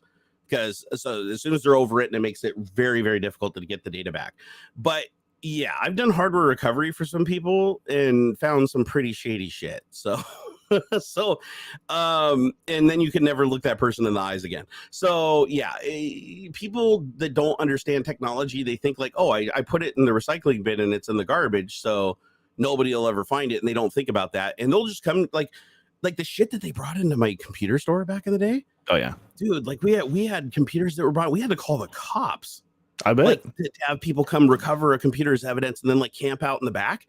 Like it was literally like To Catch a Predator, like where we'd wait for the guy would call and be like, hey, is my computer ready? And be like, yeah, come on in, come pick it up. And the police would be like waiting in the back room right behind the door, and the dude come in, and we wouldn't put the computer on the counter because we didn't want to like grab it and run. And we'd act like we were going back to get his computer, and then the police would come out and they'd arrest him. Oh man. And it was like, oh God. Although I will say that one of the best feel-good moments I ever had working at this Mother's Board computer place was when we had a regular customer that came in, and he always had his two young kids with him, or we thought they were his kids. These two young kids. He was a customer for a long time. We're talking like a year plus. And he came in, and so the police finally like caught wind that he was like in the neighborhood, and they came in. They're like, have you seen this guy? And we're like, yeah, he's a customer. And they're like, okay, well, if you ever see him again, you need to call us immediately. Wouldn't tell us why, wouldn't give us any details on the case. And so they came in and arrested him, and they told him right in front of us that he was being charged with kidnapping and molestation and exploitation of two children. And apparently they were taken from his like ex-girlfriend in another state. Yikes. And he had them for like a year. And these kids never said anything when they came in. Like they were really young. They were probably like 4 or 5. You'd be like, hi, how you doing? And they'd kind of, be shy and bashful. And we never thought anything of it. But when we saw that, we were like, oh my God, dude, Like, we got this guy arrested. We got, you know, the kids, they had a social services person come pick up the kids, and they said that the kids were going to be returned to their mother, that their mother basically thought they were dead. I mean, that was like the feel good story of a century when that happened. But then we have nuts. Like the weirdest one was we had a couple that brought their computer in, and they literally had a folder on their desktop. Like, we booted the computer, their computer stopped booting, so we went and fixed it. Usually you just go do a reinstall of Windows over the top of the old one. Yeah. And we'd reinstall it, and we go there, and then you'd boot it up, and it'd still have all the files and everything on it. On the desktop, there was literally a folder that just said PIX, P-I-X. Ooh. And so, of course, we were like, well, you know, you got to click on that. You can't just put that on your desktop and not expect us to click on that. And we clicked on it, and it was like, there was lots of pictures of both of them, but there was also lots of pictures of other people we'd never seen before in the pictures with both of them. So we were like, these are some like hardcore swingers. And we literally had to like draw straws to see who would give them their computer back when they came to pick it up, because we could not keep a straight face. And luckily I didn't have to give him the computer. It was the guy we worked with, John, had to give him the computer. Yeah. But I was like, oh my God. And they still came back to the store. They were regular customers. They'd come back to the store all the time. But yeah, it's weird. It's like when you're a computer repair place, it's like, in order to keep customers, you have to just kind of like ignore that stuff. Yeah. You know, unless it breaks the law, then you call the police immediately. But I mean, dude, at Fry's, people would bring their computers in for tech stuff, and literally the first thing that they would do a full-on search for all like star.jpg, star.png, for all of the pictures that they could possibly find. They would steal all of the MP3s that you would have on your computer. Yep. And like gobs and gobs and gobs of stuff. Like they were fucking, and then they had this one machine that was set up for like testing motherboards before we'd RTV them or whatever, return to vendor, you know, for returns and whatnot. Yeah. There was one computer that would be there and that's where they would dump all this stuff. And we'd had like 100,000 MP3s and stuff. And that's what we would play after hours over the PA, like while we were stocking and things like that, was all the music from that we'd ripped off from other customers. I was never in the support team. I really wanted to be, you know, building PCs and helping people back behind the counter and stuff, but they never let me. We always dumped everything off on floppy disks, because a lot of the computers didn't have network adapters back then. So we would just have a box of empty floppy disks, like one of those big, huge caddies of empty floppy disks. Anytime we found like music or like little video clips and stuff back then, just be like, bing, bing, bing, bing, bing. We just had a whole box load of that stuff sitting back there. Which probably, now that I think about it, the store was closed down because it got robbed and everything went to auction. So it's like everything that was on those floppies for all those years is somewhere. It's like unless they got demagnetized, it's somewhere. Oh yeah. So don't ever. The moral of the story is, don't ever take your computer to a repair place to recover the hard drive if you know that there was stuff on there you didn't want them to see, because they will see it 100%. Yeah. It is immoral. It isn't. Oh man, there's plenty of stories of Apple geniuses getting in trouble stealing info off of people's Mac boxes and stuff, MacBooks and stuff. Yeah, there's plenty of that. There was a story not too long ago where like the person went to their Facebook on their phone. Like they opened up the Facebook on their phone and then they posted a bunch of their photos to their Facebook so they could go back and recover it themselves. And they were like dumb enough to like tag themselves so it was only visible to them, so that they thought that they could just recover the photos on the other side later.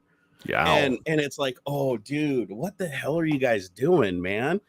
But they ended up getting sued, and she got a lot of money. So, but it's like, don't trust taking your computer, even if you deleted the data, even if you formatted it. That's not a guarantee. They can put in a program called Recover and get back like 90% of it. Yeah, I've done some good NTFS recovery stuff on old hard drives or flash drives and stuff. But just find your local trustworthy nerd and have them do it. Honestly. Leo said that was a super hard thing. My daughter used it and it died, and then it was crawling with worms and horse bestiality. Hey, I mean, actually, whatever, man. Fair story. That wasn't illegal here in Washington either. Yeah, because we'd called every time we called law. If we saw something that was weird, we'd just call law enforcement and ask them. Like they actually encouraged us. They weren't mad about it. Like nowadays, you call the cops and they're like, "Stop bothering us." You should be canceled for looking at other people's private photos. I mean, okay, it was like 15 years ago. If you guys want to dig that shit up. What do you mean other people's private photos? They literally handed us the computer and told us that they wanted us to fix it. You can't fix the computer without going through the file system. There's a file system on the desktop that's called PIX. You're gonna click it. Like name it. Don't look here or confidential. Like, come on. Yeah, there's it's a weird gray space. It's a weird gray space. A lot of times, I mean, look, this is for anything that gets repaired by other people. Like, you let a plumber into your house and they got to walk around your house to get to wherever it is to fix the stuff, and they see like your dildo sitting on the bedside table, and they talk about it with their buddies or whatever. Like, I mean, there's a weird fuzzy gray area of reasonable expectation of privacy. Like, it's one thing what they were doing at Fry's, super wrong. They should not have been copying those pictures. They shouldn't have been stealing the MP3s off of people's computers. Super wrong. But you are going to see stuff in the normal course of is the mechanic like at fault if he doesn't report that he saw like a baggie of Coke in your car when he's changing your brakes? Like, should the mechanic get in trouble for A, not reporting it, or for B, reporting it when it's like, oh, he shouldn't have been searching through that guy's car? Dude, I had to open the glove box to do part of my job, or like I moved the seat back so I could sit down and I see this thing. Am I supposed to, like, what do you do? I don't know. Yeah. No, I mean, it's fair. It is weird. But it is weird. It's a weird in between. It definitely is. It's like a case by case basis thing. But the other thing too is if you were taking your computer and you literally sign a piece of documentation, and this is standard at every computer store, standard at even if you take it to the Geniuses or whatever, you sign a piece of documentation that's saying in order for them to fix that device, they have to have access to the data on it. Yeah. So, as shitty as it might be, I'm just telling you, it will happen. Like, if you take your computer to some place and you tell them they need to fix the file system, and they're examining the file system, more than likely they're going to go looking for shit. That is something that I'm of the opinion. I like Web Science and Al says, just leave the Coke, treat customers with respect. That's kind of how I feel. Like, if I found some weird shit on your computer when I was fixing it, I don't give a fuck.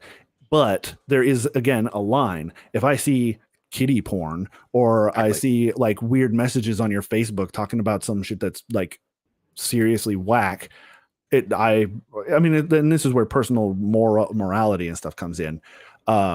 See, like, I never would go looking for the stuff. If in my position, I'm there to do a job, and I'm going to do the job. I'm not going to go poking around.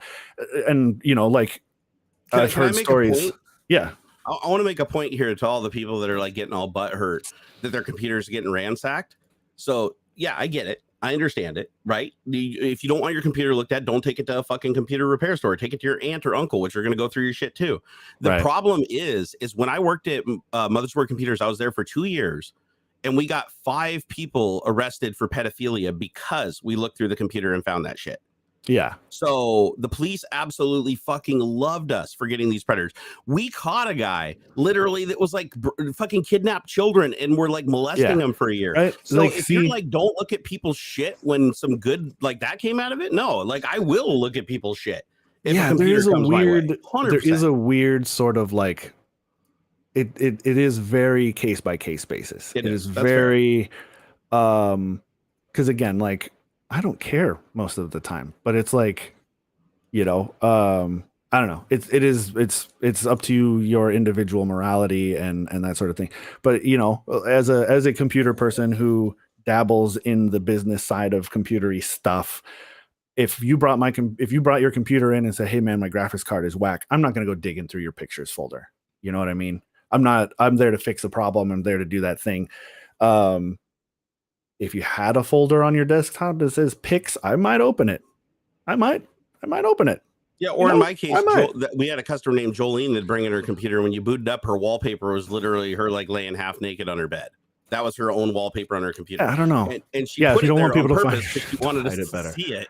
Yeah. She always come in and be like, "What do you think of that wallpaper?" We'd be all the thing is, the reverse happens too. Okay, I worked for a call center that we'd remote into people's computers to like fix software things as best we could and things, right? There was one dude who would deliberately like you'd remote in and he would have like a window open that was like mirroring his webcam, and dude would be like buck ass straight up. And he did it on purpose to get a reaction out of the tech.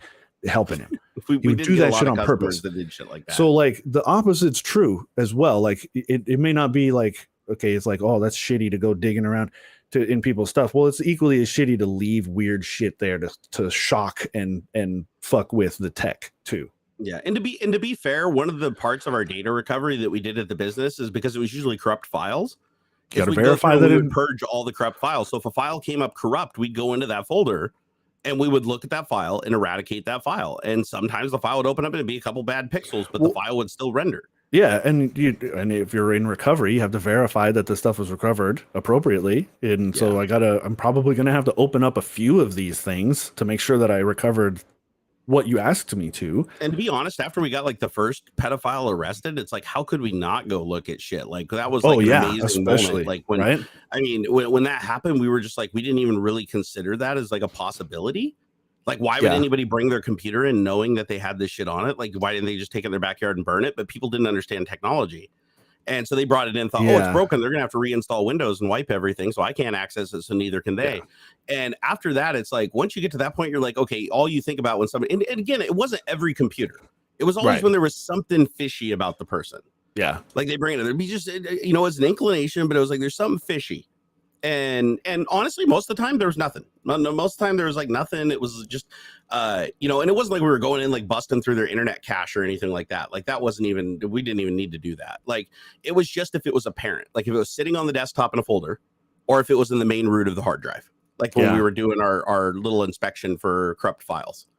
And man, it paid off. Like I said, like 5 times over, I think it was about 2 years, little under 2 years. We got people arrested for child exploitation, which is big. That to me, that's huge. That justifies the entire thing, no matter how many people think it's bullshit, how many people think it sucks. But I'm here to tell you that if you take your shit to a computer store, whether you like it or not, that will happen. Yeah. Like even if they tell you to your face, we don't do that. That isn't the policy. That tech is alone with your system at some point. It's not like the doctor's office where the tech has a nurse looking over their shoulder and like verifying every action they're doing and recording it for posterity. No, those techs basically are just signing a thing saying they're going to do it a certain way, but there's no way they can verify it or even see the actions that their employees are doing. Yeah. So just keep that in mind. I'm giving you a solid there. I'm telling you from an ex-technician that did this shit for years. If you take a computer to somebody to be repaired, and they're probably poking through your stuff, they could see it. Yeah, they absolutely could see it. You can't think, oh, they're not going to find it, whether it's intentional that they're looking or whether it pops up during just a check. Yeah, for the file system and stuff like that. So plus file names, you can't ignore. I'm sorry, one of the computers that came in, like no shit, one of the computers that came in had a folder sitting right on the desktop that said forbidden fruit. Oh, how can you not fucking click on that and be like, okay, this guy's a little weird? And sure shit, it was what you'd think it'd be. And you'll call up the police, and the police were always too happy to come down. They'd park behind the computer store so that they wouldn't see so when the people pulled in, they wouldn't see a cop car there. And they'd come in to get their computer, and the police would come out and arrest them and read them their rights and throw them in the back of the car, and we'd give them the computer as evidence. And that was it. Never see them again. So, and rightfully so, too, because it was like, and they can't say, oh, we didn't know that was on our computer. It was like, no, it was always obvious. Like it was always in a folder that was like right on the desktop or off the root of the hard drive. It's like, oh no, I don't know where that came from. No, you know, like you absolutely know. Oh, I'm sure they're in prison. I'm sure a lot of them are in prison still. I hope so. Actually, I don't know. I don't know what the like. I guess it's a case by case. I never really looked to see how long they're in jail for. But I mean, that was what 20 years ago. No, more than that. 25 years ago. Yeah, probably a bunch of them are probably out. They're probably one of them's probably watching the stream right now. No. Oh, I bet you it was that Chase guy. You know the Chase guy earlier that I banned? Oh, geez. Who was in chat going, oh my God, cancel these guys. Oh my God, can't believe you look at another image. Yeah, I'm sure they probably just got out of jail for it. And they're like, that son of a bitch sent me to jail. There's no cut and dry about it. Yeah, no, I can see the immorality of just poking around, and then I can see the other side of it too, of like, you know, curiosity, man. Sometimes all I'm saying is if you take your car to the shop to change the tires, don't be surprised if they look at the muffler. Don't be surprised if they check the oil. Yeah. Like, don't be like, I only hired you to change the tire. Well, I was just checking your oil while I was in there. Oh, we vacuumed out your car, so it'd be nice. I didn't tell you could go into my car. Like, no, it's an implied contract. When you bring your shit in to be fixed, you sign a piece of paperwork saying that you are giving us full access to the machine. They didn't even give us the password.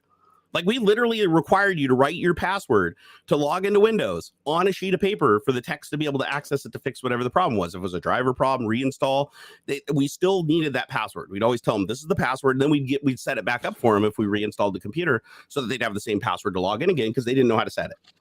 So like if they went home. Right. And so no, it was implied in the contract that, you know, the computer would be looked at.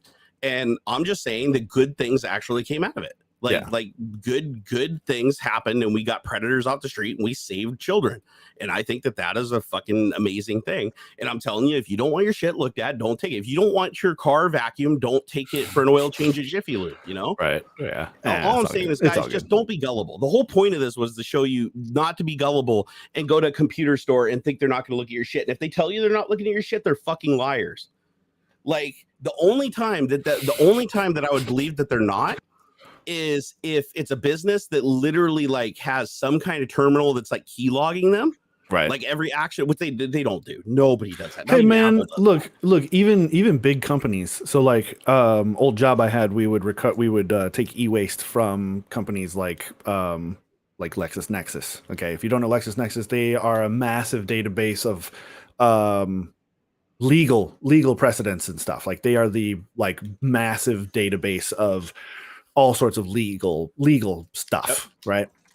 And we had to provide certificates of destruction, like that I appropriately wiped these hard drives. We had to record serial numbers and blah blah blah blah blah.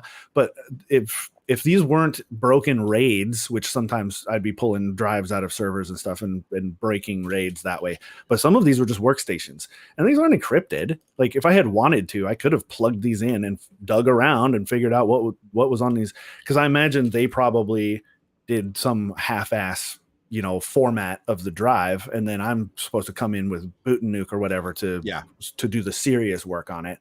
But like, you know, they trusted that we were doing the right thing, and that's the big part of it. Is just government contracts were a little bit different. Like we had a contract with Northrop Grumman, the military contractor, and because they were based in Bremerton, same place where our store was, so they bought a lot of computers from us. Yeah. And the one thing that we had to do with their PCs is anytime a PC needed to be repaired, we had to do it on site at their facility in a secure location. Yeah. Or if the PC had to be brought in because we needed specialized equipment, which was rare, they would actually send a person there to watch us the entire time that we were working on the machine. Yeah. To make sure that nothing was accessed. And then the other thing was that they'd bring the computers in when the hard drives were end of life. Like because they could only run the hard drives, I think it was for 2 years, and they required the hard drives to be replaced or something under their contract. And we made a lot of money off them. I'd say half the revenue the store generated was from that one contract. Nice. I think I personally built almost 2,000 machines for them over the course of 2 years. Yeah, it was crazy. I was building machines, like multiple machines every day. However, I do remember that the hard drives, when they pulled them out of the computers, they ran them through a Gauss machine. Oh, sure. That's a good one. Yeah. So anytime that a computer was being like returned for like the hard drive to be replaced, they would physically take the drive out of it and keep it themselves. And then they would gauss it before they disposed of it. So basically hitting it with like a huge magnetic field to just basically wipe everything off the disk and scramble everything up. Yeah. And those machines are legit. Actually, we had a Gauss machine at the computer store that we used for demagnetizing hard drives also. Yeah. Because ring. Yeah. Yep. You just stick it over the hard drive and you just hit the button and it goes,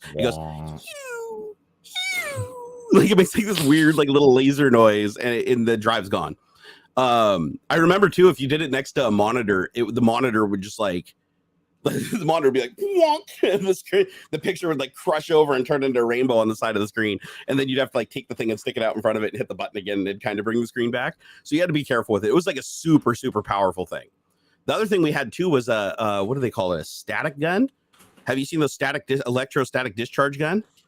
And so here's the reason we had these things was because we had a problem. In the first 6 months the store was open, we had a bin in the back of the store that we throw all the broken hardware. So a computer comes in, bad hard drive, bad motherboard, bad graphics card, and sometimes they just want an upgrade and it's a shitty piece of equipment you can't sell, right? Because it's so old. And so we'd take it back, we'd throw it in this bin, and then once a month, this company would come and empty the bin out. It was like PC Recycle today, right? But they'd empty the bin out. Well, the problem we had is homeless people kept going behind the store, and actually not even homeless, like just full on drug addicts. Like one dude came in, he had spray paint on his face. Okay, so what they would do is they'd go pull shit out of this bin and then come around the front of the store and come in and try to sell it back to us. Oh yeah, and it was wasting so much of our time because we bought hardware. We had a sign out there, we buy used hardware, and they'd come in there and they'd be like, oh hey, you want to buy this big AGP graphics card? And it's like, dude, that's not big AGP. That's like that's ISA. That's like I just threw that away. I just threw that away, bro. And so what we and sometimes the techs weren't there the day that we got it and we threw it away. So the tech that came in that day would then take it back and test it and look at it and to figure out it's broken. So we just wasted a bunch of his time. So what we did with the static discharge gun is we would just plug it in and we'd hit everything with it. And that way it would blow so many chips off the board and make it smelt like burned electronics that if they wouldn't pull it out of the bin and brought it in, we'd just immediately know. Yeah. And it also deterred them from like picking shit out of the bin and trying to sell it because it was clearly damaged. Like it was all burnt and scorched and shit. And like the odds of somebody buying that accidentally was like astronomically small. Yeah. Because hard drives, there are people that go around and buy known dead or sell known dead hard drives. They'd be like, oh man, I got a 500 gig drive that normally would sell back then. I think it was like $400 or $500 drive. And oh yeah, hey, I'll sell this to you like, really cheap. I just need the money right now or whatever. And you'd be like, okay, we got to do a test on it. And they're like, oh no, I'm in a hurry. Sorry. And they'd pick it up and they'd walk out of the store and you're like, it's dead. Yeah. It's dead. They're just trying to bring it in and get some money to buy something else. So yeah, we'd hit everything with the static discharge gun and just completely obliterate it. One of my favorite tools that we created while we were there, though, is take it was such an old computer shop that we had fuses in the panel instead of breakers.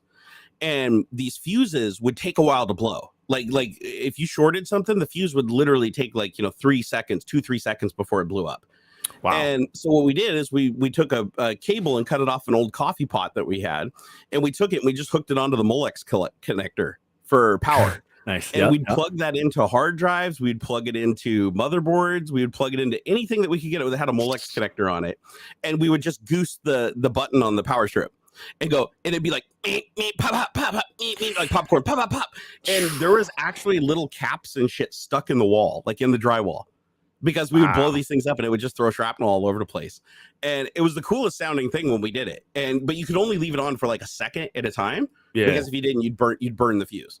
And then you'd have to go replace the fuse. But I remember we used to love doing that. Like at the end of the day, once a week, we'd take all the broken hardware that was out there that we already hit with the ESD gun. And we'd just plug it into this thing and it would just be like popcorn. Absolutely dangerous though. Don't try that at your own house because what'll happen is it'll just pop the breaker before anything happens.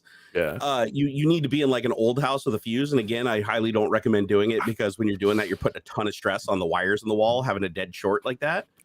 But it is quite the fireworks show, and it lasts for like maybe 2 or 3 little gooses of the power, and it's done. And then the path is broken. Hey, Macberg, thank you for that. Thank you for that tip, man. Appreciate it. Have some good coffee, and Austin Schnittel also subscribed, and Christian. Awesome. Christian did a super chat. You know what? Because y'all did a super chat and a sub here, you can get to hit you with the full blast salute. You ready? Here, give us some lyrics, dude.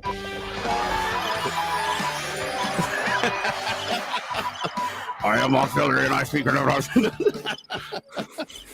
was going to try to put words into your mouth. Do like the what is it? Subtitles like or whatever. Lip sync. Lip sync. Yeah. Yeah. It's like, the dub. The anime dub. Today. My name is Barnacules. Man. Oh my God, that's funny. Well, I think we should probably get into some topics now that we've warmed up the audience. I'm gonna have to leave a little early. You son of a bitch. Sorry. No, I'm just kidding. I have a wedding. I have a wedding to go to. I'm a guest. I'm not in the wedding, but we got prepping and stuff to do. Yeah. So when do you got to go? Probably about 20 minutes. Okay, that's fine. Yeah. Here. Well, let's. Actually, this is a good topic because we already talked about this a little bit earlier. Video games are good for you. Why don't you jump into this topic? Yeah. Let me pull up the link for that. I forget. This is a good thing. This is happy, joyful. Like because everybody's all video games are bad and rot your brains. Bullshit. Well, no, man. This is something I think that has come up time and again when it comes to video games. But enhanced brain activity, superior decision making skills under pressure. This is something obvious. Your eye-hand coordination is better. Your decision-making gets better. Heck, there's even, as a tangent, there's even a lot of evidence that is shortly after a traumatic event, if you play Tetris, your overall, like, what is it? Like, the traumatic event is like 60% less likely to become, like, permanently etched into your brain. And even like distracts your long-term memory, or even after the fact, like even as part of like PTSD therapy and stuff, it can help with those sorts of things. I'd recommend look into that a little further for the class, of course. But this is so it looks like this is a fairly small study, so grain of salt and all that stuff. Involved 47 college-age participants with 28 categorized as regular video game players, 19 as non-players. So small sample size, but this is really just supporting stuff we've already kind of Did you see the study about the improvement in fighter pilots over the years? Being attributed to video games and hand-eye coordination? Again, not surprising. So yeah, this one I read a long time ago. This isn't even a new one, but I think it was the Navy. They created a study that said that their hand-eye coordination tests for pilots, where they basically show them a signal and they react to it to get their reaction time. Their reaction times improved, and so when they asked these people what they did growing up and the things they did and the jobs that they did and everything, the overwhelming majority of them that even applied to be a fighter pilot were people who played video games and simulators first through their childhood, and they noticed a huge difference between people that didn't play video games, the generation of the reaction time, and the reaction time of the people that did play video games. So by playing video games, your hand-eye coordination and your reaction time improves, which makes you a way better fighter pilot. So it's like they actually encourage fighter pilots and stuff like that to game and it does matter. Like they want you to play games that actually require first person shooters require a lot of hand-eye coordination. Flight simulators and stuff like that, they want you to do racing simulators, things of that sort that really challenge that. But things like Tetris too, right? Tetris requires you to think very quickly. Right. And anything that requires you, because if you do an action over and over again, you get better at it. That's because your brain will prioritize it. Just like if you run, you'll burn more calories, right? Your body's like, okay, he's doing this every day now. He might have done it once or twice, but now he's doing it every day. So we're going to start consuming more energy ahead of time to give them more energy to do that event. It's like your body's conditioned to it. Your mind does the same thing. So one of the cool things is drag racers, people that do drag racing, especially NHRA drag, they train constantly with this little device that's basically just a light that randomly turns from red to green. And when it goes from red to green, they hit a button. There's a thing that they hit with their hand, and they just hover their hand over it. And when it turns green, they hit it. And it's to simulate their foot resting on the gas pedal of the car. Sure. And they hit it, and they just keep improving their reaction times. And I watched a YouTube video where a guy who'd never done that before, never drag raced, came in, and his reaction time was, I think, a quarter of a second. The race car drivers was 0.2 of a second. And he improved by 300% by the end of the day. Remember when the pandemic was first doing, and they were canceling all the NASCAR and F1 and stuff, and for a little while these pro racers were playing in sims and stuff, they were joining I remember that, the iRacing League, iRacing League and stuff like that, and getting crushed. I mean, they would, it was kind of a mix, of course, but the guys who were pro at iRacing were crushing them, because it's I believe the touring car championship has been won twice now by people that won the Sony Gran Turismo Challenge. Oh, nice. Yeah, so Sony it helps. Yeah, Sony did this event with, I think it was Gran Turismo 4, the one that was on PlayStation 3. And I'm sorry, I got to step in here. Steve Miller says, "Imagine if video games were a thing 30 years ago, we wouldn't have so many more." We did have video games 30 years ago. Yeah, we did. I think we started the show talking about games from 30 years ago. The other thing is, he says we shouldn't have, we don't have too many wars. I think we still have a lot of wars, dude. It's just back then they were one major incident that took forever to get reported on. Yeah. And now everything's real time. It's right now there's a war going on. What? We're helping Ukraine. I know we're not officially in the war, but we're helping Ukraine. We were in Afghanistan. We did Desert Storm, Saudi Arabia. We've always been involved in some kind of war or conflict almost continuously for as long as I can remember. It's just they're not super big. It's not like Vietnam or World War II or World War I or anything like that. Yeah. But 50 years ago, sure. Yeah. I mean, 50 years ago would have been 1962? No, but you know what playing video games does now, though, is it creates you drone pilots that are absolutely amazing out of the box. Like flying a drone is no different than flying a flight simulator. It's you're looking at a screen and you're judging depth perception. You got your little joystick, and it's you put these people in there that have been playing flight games and stuff forever. They're going to fly that thing a hell of a lot better and a lot more efficiency than, with a lot more efficiency than anybody else. and that's actually like paying like huge dividends. The other thing that they said too is like tactics and training ground troops too. So people that are snipers and stuff like that, people that have that grew up playing like Call of Duty and Battlefield and stuff like that, have a better understanding of the mechanics of the weapons. They know the tactics. A lot of the tactics do translate. And a lot of the people that play those first-person shooters also played paintball and airsoft and things like that. So the combination of all those things basically made them a lot easier to train to actually be good. Now, you had to make them lose 100 pounds first and cut off their ponytails, but Frederick said, how much do ads cost? I don't know. How much you got? $50. How much you got, Frederick? Yeah, hit a box. Aux sells that space. That's not my space. That's in his block. So he said he sells that. That's his. That's my space. That's straight to Aux money, and he deserves it. So go buy an ad from him. Either message me on Twitter or email me. I like how the game Contra started the Contra Wars. That's funny. Nissan did a collaboration with Gran Turismo a few years ago, and one of the guys did a race at Le Mans in 2015. Yeah, I remember that. I believe it. There's been a couple of them that have won the Gran Turismo challenge. So basically, it's a challenge to see who can race and get the most points in a series in a digital racing event. Like using, and they're all simulators, steering wheels and stuff. I think one of the guys used a game controller, but then they took them, like when they won the championship, they took them out in a real car on a track, and within like half a day, they were getting close to the times of their like trained racing drivers. And by the time they were trained up and actually participating in the series, none of them came in last place, not by a long shot. So imagine being like a career race car driver that spent your entire childhood karting. Like that's another thing, like go-karting. If you ask any person that's in NASCAR or an IndyCar, every single one of them started in karting when they were a child. Not a single one of them's like, oh no, I didn't do that when I was a kid. I just decided I wanted to drive when I was an adult. No, they all did like they did karting and sprint cars, and so they got really, really comfortable in cars driving fast with really fast reaction times early on, and then they built on that. And video games could do the same thing, like in a lot cheaper, because not everybody had the money, as kids or whatever, for their parents to go buy them like a shifter cart and take them to the track. So video game, I'd say video games stand in a lot for stuff, like the really expensive methods of old, right? It's like not everybody could take their kid out racing. And nor would they, because like you don't want your kid to get hurt. Like how many close calls I've had on go-karts. Holy shit. I 100% attribute my early driving ability to playing like Driving USA and California Dreamin' and all that kind of stuff, like racing arcade games, like 100%.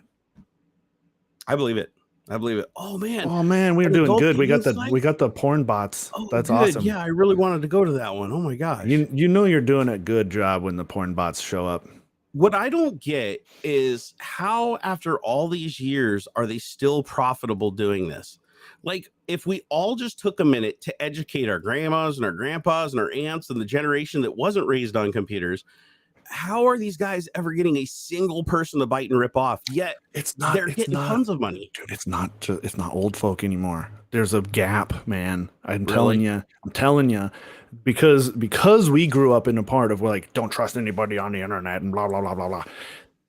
There's a weird, like, I'm concerned over the trust of like TikTok and things like that the younger folk are giving to the platform, and the people, the information that they're getting. It blew my mind to hear that 40 some odd % of Gen Z use TikTok as a search engine. Oh my god! To get questions to answers and things, or answers to questions and things like that. Yeah. So it's like the new Facebook is the internet. Now it's TikTok is the internet. In a big way, like instead of like Googling or searching on YouTube for answers and stuff. Yeah, they're turning to TikTok, which is mixed. I have mixed feelings. I just want there to be a healthy skepticism is all, and that goes for anything. Honestly, it's anything.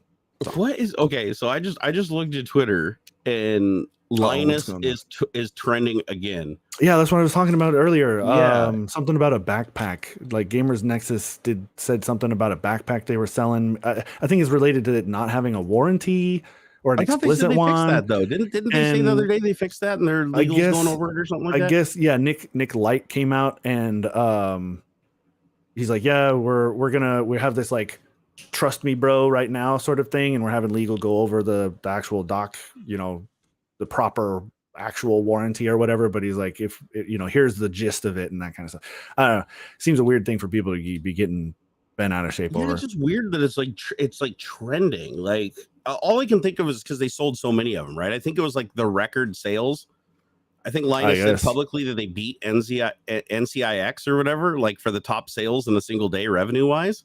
Yeah. So I guess that's going to draw some attention. But yeah, this has got to be like the third or fourth time in like a week or two that I've seen Linus trend. Well, right. So I mean, hey, you know what? It's like it's all attention, right? And people that didn't know who he was now know who he is. Wow. Yeah. Okay. Well. Yeah, so I don't know, whatever, man. Did you say Gamers Nexus made a video?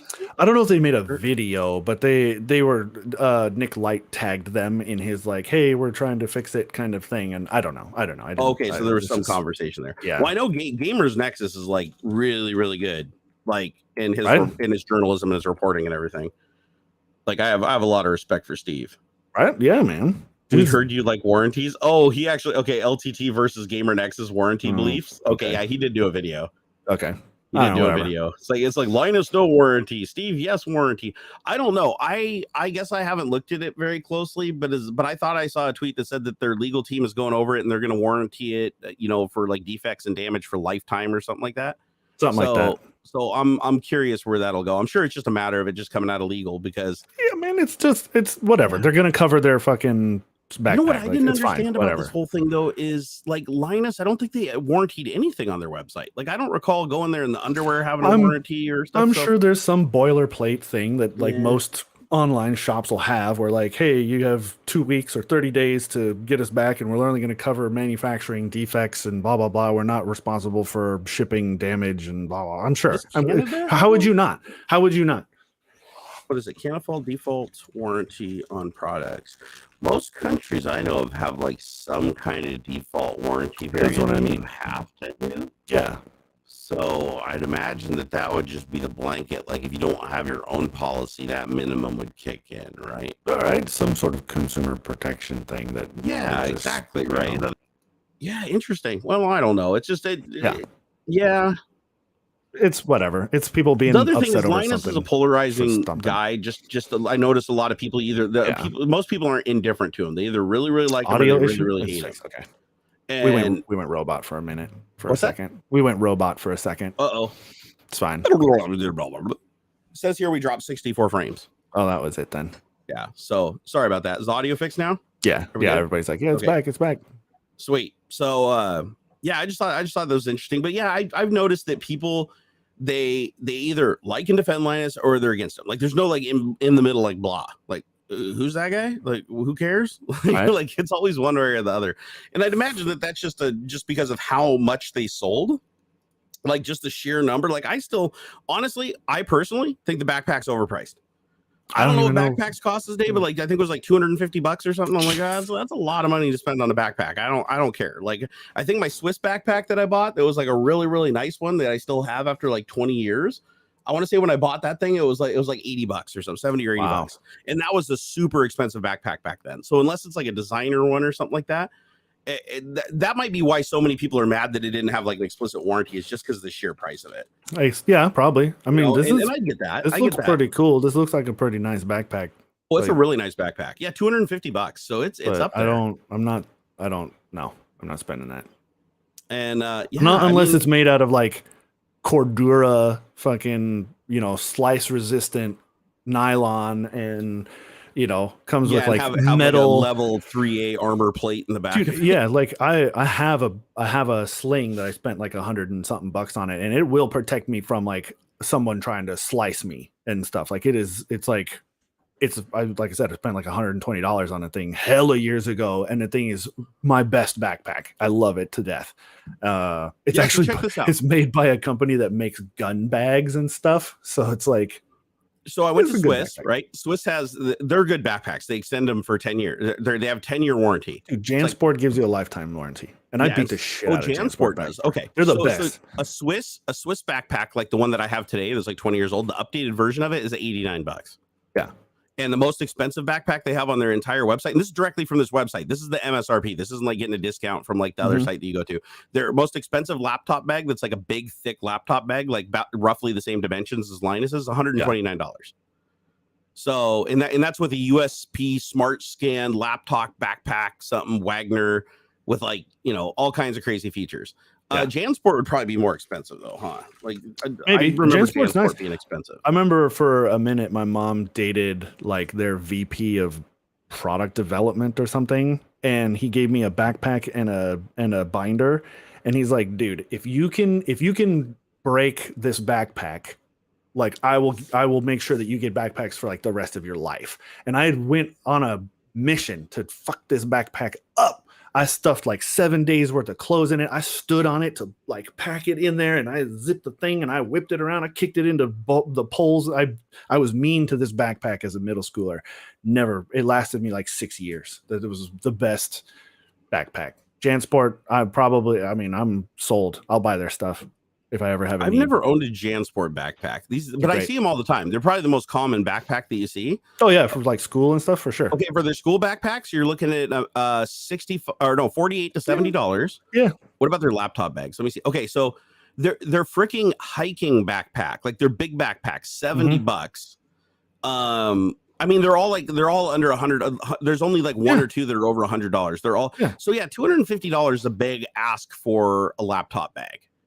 It really is. Even though it's nice, it's just a lot of money. But the thing is like people will pay a premium to get something that was created and branded by a content creator that they no doubt. Yeah, and people need to understand that it's not about value. It's like when people buy stuff from content creators, it's like, oh, it's cheaper than everything else. No, there's going to be a premium involved always.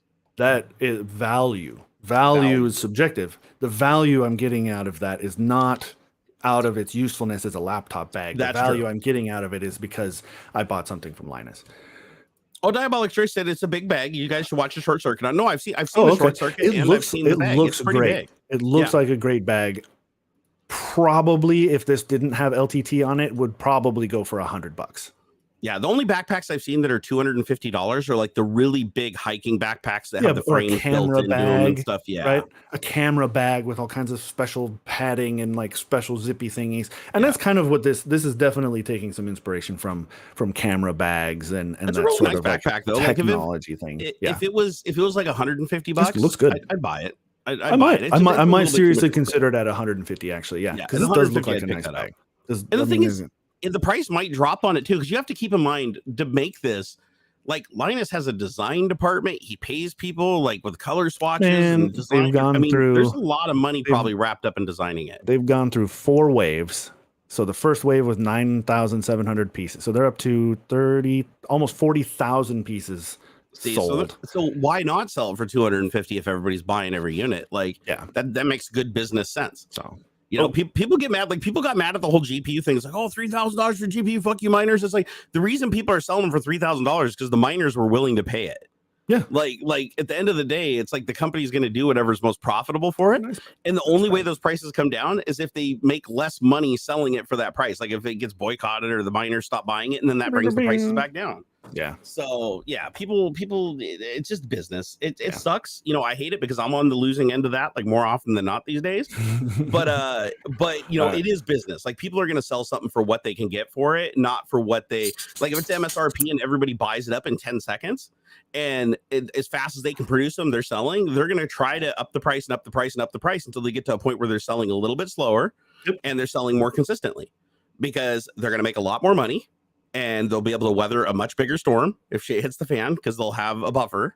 Yeah. So honestly, it's just business. Daniel Frost, thank you for the $5 super chat. We appreciate that. It's good to see you guys here. Take some of our sexes. I love the sexes. Thanks, man. Yeah, that's good stuff. The sexes are but good. I gotta go now. No worries, brother. I understand. I'm sorry, everyone. Nope. Go get your wedding on, brother. Thanks for stopping by, everyone. I love you guys. Follow me on Twitter and Instagram, and on Twitch, I guess. Peace out, bro. I'll see you. Yeah, all those links are down in the video description. I'll make sure of that. Okay, bye. See you next week, bro. Where's the button? Okay, bye. You'll find it. you had a wedding to go to. Man. Wait, yep. And the miners now playing 3K for a GPU. Yeah, no, that's just what I was saying. It's crazy. Let's see. Not interested in a big bag, but they have hyped the screwdriver. I mean, the thing is, if the screwdriver is like reasonable, I don't know how much it's going to cost, but if it's reasonable, I'll probably buy one. I mean, I think it'd be cool to have a screwdriver that's like, you know, bespoke. That's like no other screwdriver out there because it's their design.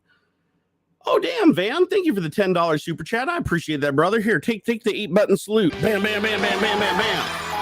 Yeah, get it. Get it, brother. You take it. Yeah, get it. Get it. Get it. If you guys are wondering, that's just me hitting every single button. Like, there's 8 buttons on my Rodecaster Pro. They have default sound effects bound to them, and that's just me mashing on them. That's what I do. That's fun. All right, start updating again, damn it. The screwdriver is going to be $70. I don't know. So let me compare it. So I would say it's probably comparable to like a Snap-on, because I think Snap-on's about the best industry standard for like, you know, mechanic tools and stuff like that because of their crazy warranty they have. Like Snap-on, if you break something, you don't even have to go to the store to get it replaced. Like they'll literally drive a van to your business to hand you a brand new tool. Like they don't need to see a receipt, nothing. If it says Snap-on on the side of it, they will just take the broken tool, throw it in the garbage, and give you a new one. I've seen it happen. It's really cool. But their shit's like super duper expensive. Let's see, shop Snap-on catalog. I want to see what a Snap-on screwdriver. Let's see here, screwdriver. All right. So let's see. Okay, ratcheting. So an 8 3/4 ratcheting standard screwdriver is $76. So yeah, so their price point is right on there with Snap-on. So like here, I'll even link it in the chat over here. So as long as his screwdriver is the same quality with a similar warranty is the, you know, this screwdriver, which I'd imagine is similar to his, maybe not as many bits or something, but I would say that's the product to beat. Right there. That's like the premium product to beat, that, you know, lifetime warranty, not repairable, warranties for material and workmanship for as long as the purchaser owns the tools. So that's why people pay such a lot for Snap-on. It's not even that they're the greatest tools. Like, honestly, I felt, you know, like I've used other tools before and wrenches and stuff that actually feel better than Snap-on, but it's their warranty that mechanics are all over because they like the fact that if they break shit, like they'll just come to their business and give them a new one. Let's see here. Somebody made 60 printed guns in Houston buyback and got like $3,000. I saw that. They actually had to change the rules for the next one, saying they're not buying 3D printed guns anymore, which is funny because the whole point is like the buyback firearms, and they were functioning firearms. So yeah, I don't get it, man. Gun buybacks are a joke. Don't get me wrong. I'm not talking like if your position on guns, you want them to go away and you want all the knock yourself out. Like that's totally fine. I'm just saying that gun buyback programs themselves just end up with more functional guns on the street, which is a problem. So anyways, and that's happened before. By the way, that happened here in Washington too, where a guy went and sold a bunch of 3D printed guns. It wasn't that many though. That guy owns the record for sure. But I know that we had somebody up here that took like, I think it was the Liberator, that like weird 1-shot 22 all plastic pistol. And where like even the spring in its plastic, it only has one metal component, and that only metal component is that it has like a little metal chunk of a nail that's glued into it for a firing pin. And I know he made like 10 of those, and he sold them to the buyback program, and they actually did buy him and give him his money. So, and then there was the guy that made the GB22, which is a gun buyback 22 rifle. It's like made out of a piece of like sheet metal, not even sheet metal. It's just a piece of like plate that you could saw out yourself with a hacksaw and a tube welded into it. And I mean, it's ghetto. It's, if you look it up, it's super ghetto. It's called the GB22. And so you could build the gun. I think the total cost per unit, if you just built it in your garage or something, was like somewhere around $5. And from a single plate, you could make like 20 of them, and then you could sell them back to the buyback program for like $50 to $150. Yeah, it's just things get gamed. That's the problem, is things get gamed. And then I told you guys the story over on my other channel over on Twitch, what happened with my buddy who during that same buyback program, he took 3 of his old rifles that he had that were broken. They would have cost too much to repair. Like the bolts in them were like messed up. And so, and they were in bad shape. These are really old stuff he had. And he's like, he just took it to buyback program, gave them to him. They gave him $200 per gun. He got $600 for 3 broken rifles and went to the gun store and bought an AR-15 with it. Like, I mean, that's, you know, gun buyback programs, you probably should be reporting this stuff, and they're very aware of it. Like they're very aware that this is exactly what's happening, and people are even turning in their guns and even telling them what they're going to do with the money. And the police are just like, haha, lols, you know. It's just for attention. It's just a media thing. It's security theater and nothing else. But it costs the taxpayer money, unfortunately. Let's see here. There's almost no reason for them to deny it unless they blow it up with TNT or something. Oh, like with the screwdriver or something else. But no, Snap-on's good. I like Snap-on. They also make some pretty cool specialty tools too. Hey, what's up, Graham? How's it going, brother? Did I hear about the Starlink root hack? No. Did that just happen? Hold on here. I'm looking it up right now. So if you guys didn't hear one of the topics we were supposed to cover, and I'll go ahead and just cover it since Aux had to leave.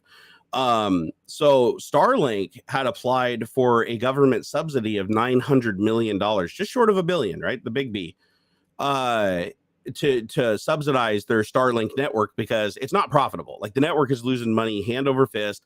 They can't sell any more units to customers in most areas because they're saturated. Customers are complaining and they can't really fix their problems because there's not enough ground stations and bandwidth.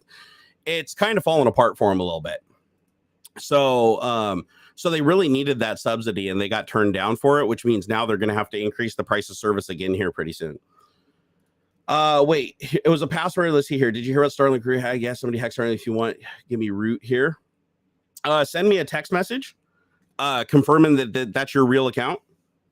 And I'll go ahead and give you a mod. The only reason I have to ask is because I've had a couple of people now come in here and, you know, try to act like they're one of my friends and be like, hey, can I have mod? I'm pretty sure it's you. I just want to make sure it's you. Yorkshire said, hey, Barnacules, how's it going, dude? I'm doing better today than most days. Honestly, the last couple of days have been decent. So, and that makes me happy. I've been dealing with some really, really severe health problems over the last couple of weeks, and it's nice that I'm finally getting a little bit of a hold on it. James Jana said, as a car guy, have to ask, point pickup trucks is to haul shit in the bed. Oh, the point of pickup trucks is to haul shit in the bed. I see all these trucks every year is launching shorter and shorter beds. What's the point of hauling shit?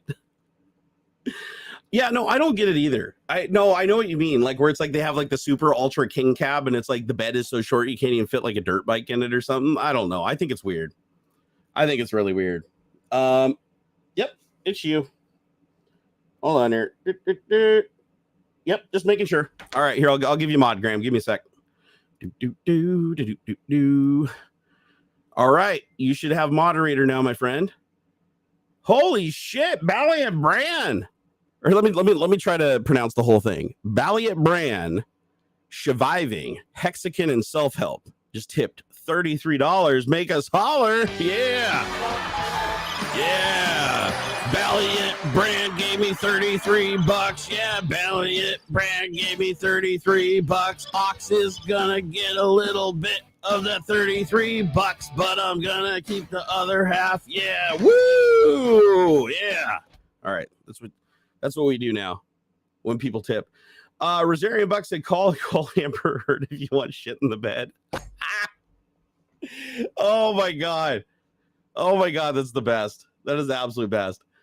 Oh, Arsene said, you continuing those calf massages you're talking about? Yes, I am, as a matter of fact. Yes, I am, and they're actually working a treat, and I still can't believe that actually helped with the back pain. I thought it was starting in my back and shooting down my leg, and it turns out that a lot of it was starting in the bottom of my leg and shooting up through my back. So we just figured that out, like just trying different stuff. So it's good. It's good to be married to Ms. Barnacle. She's amazing. Let's see here. Bite Me said, I've been following your channel forever. I've even tried to DM you on Discord. Yeah, I had to disable DMs on Discord because I was just getting flooded. The best way to get a hold of me, like if you guys want to talk to me like offline when I'm not streaming, is just hit me up on Twitter, just at Barnacules. I'll usually see it. As long as you're following me, it'll pop up. Let's see. Rare Apple said, my friend loves Starlink. They were only given 1 megabit and now they get 300. Oh, wow. You know somebody who got 300 megabit on Starlink? I have yet to find a single person that gets over 150. Like if they ask him, tell me you want a fucking screenshot. Like seriously, tell me you want a screenshot. I call bullshit. Hey, Daniel. Also, Daniel, thank you for that $10 super chat, man. I see you now, bro. I see you now. Van said I'm banned on Twitter. Oh, well, if you're banned on Twitter, then why would I want to get a DM from you? I only ban people that piss me off. So why would I want to get a tweet from you? But you can still text me here. That's fine. See, that's the wonderful thing is when you get banned on one platform, I usually don't ban you everywhere else. Like I only ban people as they didn't misbehave on each platform. Valiant said, can you unban my Valiant brand account here on YouTube? I think one time I was talking too much and came across a shill, but I promised not to do it anymore. Wait, unban your Valiant brand account. You're here. Like you're not banned. I can see what you're saying. So unless yeah, you're not banned, dude. Unless this is a different account. Is that a different account? Do you have two accounts? Is one scribing Hexakin and the other one's just the Ballet brand account? Oh, Van said Twitter banned me. Oh shit, go create another account, bro. That's what everybody does. If you get banned off Twitter, you just go create another account. Bots do it all the time.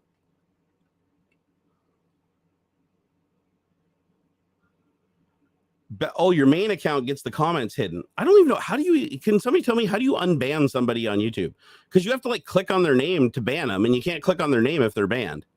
So is there like an unban command or something I can use? I don't know. I'll look into it, Balliot. Just hit me up over on Twitter and remind me.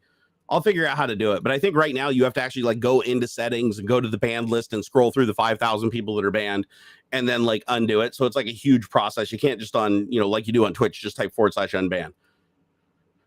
How much storage do I have in my Synology? Unformatted, I think it's 40 terabytes. And formatted with parity, I think it's like 27 or something like that. With all the protection and stuff on the data. Hey, Graham. Thank you, brother. Thank you for that $20 super chat. Yeah. Let's do it again. Graham gave me $20. Graham gave me $20. Graham gave me $20. Now I got $20 because Graham gave me $20. Now I'm going to spend $10 because AuxxZillary gets the other $10. Woo! See, that's way better than just pushing a button. It's much more interactive. Let's see here. Twitter painted is bad for us, not smartphone users. What? And that makes my computer feel bad and dirty. What is Twitter painted? Dave Paul said, did you hear about the new 22 terabyte standard hard drives from Western Digital? Dude, hard drives are getting crazy. I didn't hear about the 22 terabyte.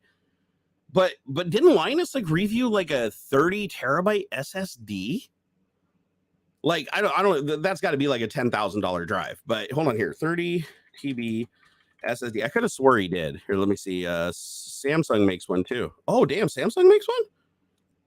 Samsung. Okay, so this is as of Samsung's 30 terabyte SSD into an ultra fast 2.5 inch drive. A 30 like they're getting actually more storage in SSDs in the same form, like the same size. That's crazy. I would have thought shit. So wait a second. So SSDs are actually way higher density now than even spinning disk.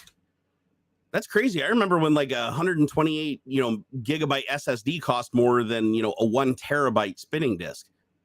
So now we've like switched the other way around where it's like now the SSDs are bigger than the actual hard drives. So 22 terabytes for $660 is cheap. Like that's really, really cheap. Like how much would it cost you to buy 10 2 terabyte drives? It's going to cost you more than $660. And it's going to take up a lot more space and a lot more heat. So is that the biggest platter drive they make is 22 gig? Here, 22 GB hard drive. Let's see here. Oh, not TB, not gigabyte. What am I doing here? I'm like an old person. All right, so Western Digital ships 22 terabyte hard drive. Okay, oh, wow, so within this month. Let's see here. So Western Digital 22 terabyte hard drive earlier. Shit, how much would that be? Hold on here. So this is a 12 drive NAS. So 22 times 12. Wow. So if I had, I'm going to contact Western Digital. If I had 12 of those drives, which would be what, $6,000, I could have 264 terabytes. 264 terabytes in that form factor right there. That's insane.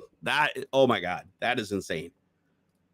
Like I honestly just wasn't like doing the math in my head. That is freaking psychopathic that you could have, that many freaking terabytes in that tiny little form factor right there, just like sitting in your closet. And plus, because you can do mirroring and striping, you can do striping, you'd get more performance too. So you could actually get like some pretty good fast read performance off of that. I mean, it's not going to be an SSD, but again, it's a NAS. You don't really need the SSD speeds, right? So speaking of trucks, look up the Hyundai Santa Cruz. I don't get it. I'll look it up later. Here, I want to see about this password thing. I got a little off here. I want to see this password thing with Starlink. Let's see here. All right, so Starlink. How Starlink router change password. Let's see here. What do I need to look for to find it, Graham? Here, did you send me some information? Hold on here. Starlink. So it's a Starlink hack. Starlink. I mean, is this brand new? Did this just happen? SpaceX Starlink was hacked using a $25 homemade device. Researchers warn. Okay, I got to see this. All right, let's see here. Okay, so Leonard Wouters said that he was able to hack into Starlink using $25 worth of off-the-shelf materials. The hack was performed as a part of SpaceX bug bounty program. SpaceX congratulated Wouters on his achievement, which he presented at a conference on Wednesday. I hope they gave him a shitload of money. Like, come on, Elon, you're the richest man in the world, yet you're still like the tightest person. I bet you he doesn't even tip like at restaurants. He's like so tight with his money. Except for when he's buying Twitter. Security researchers said it cost them $25 to build the device that could hack into Starlink's satellite internet service.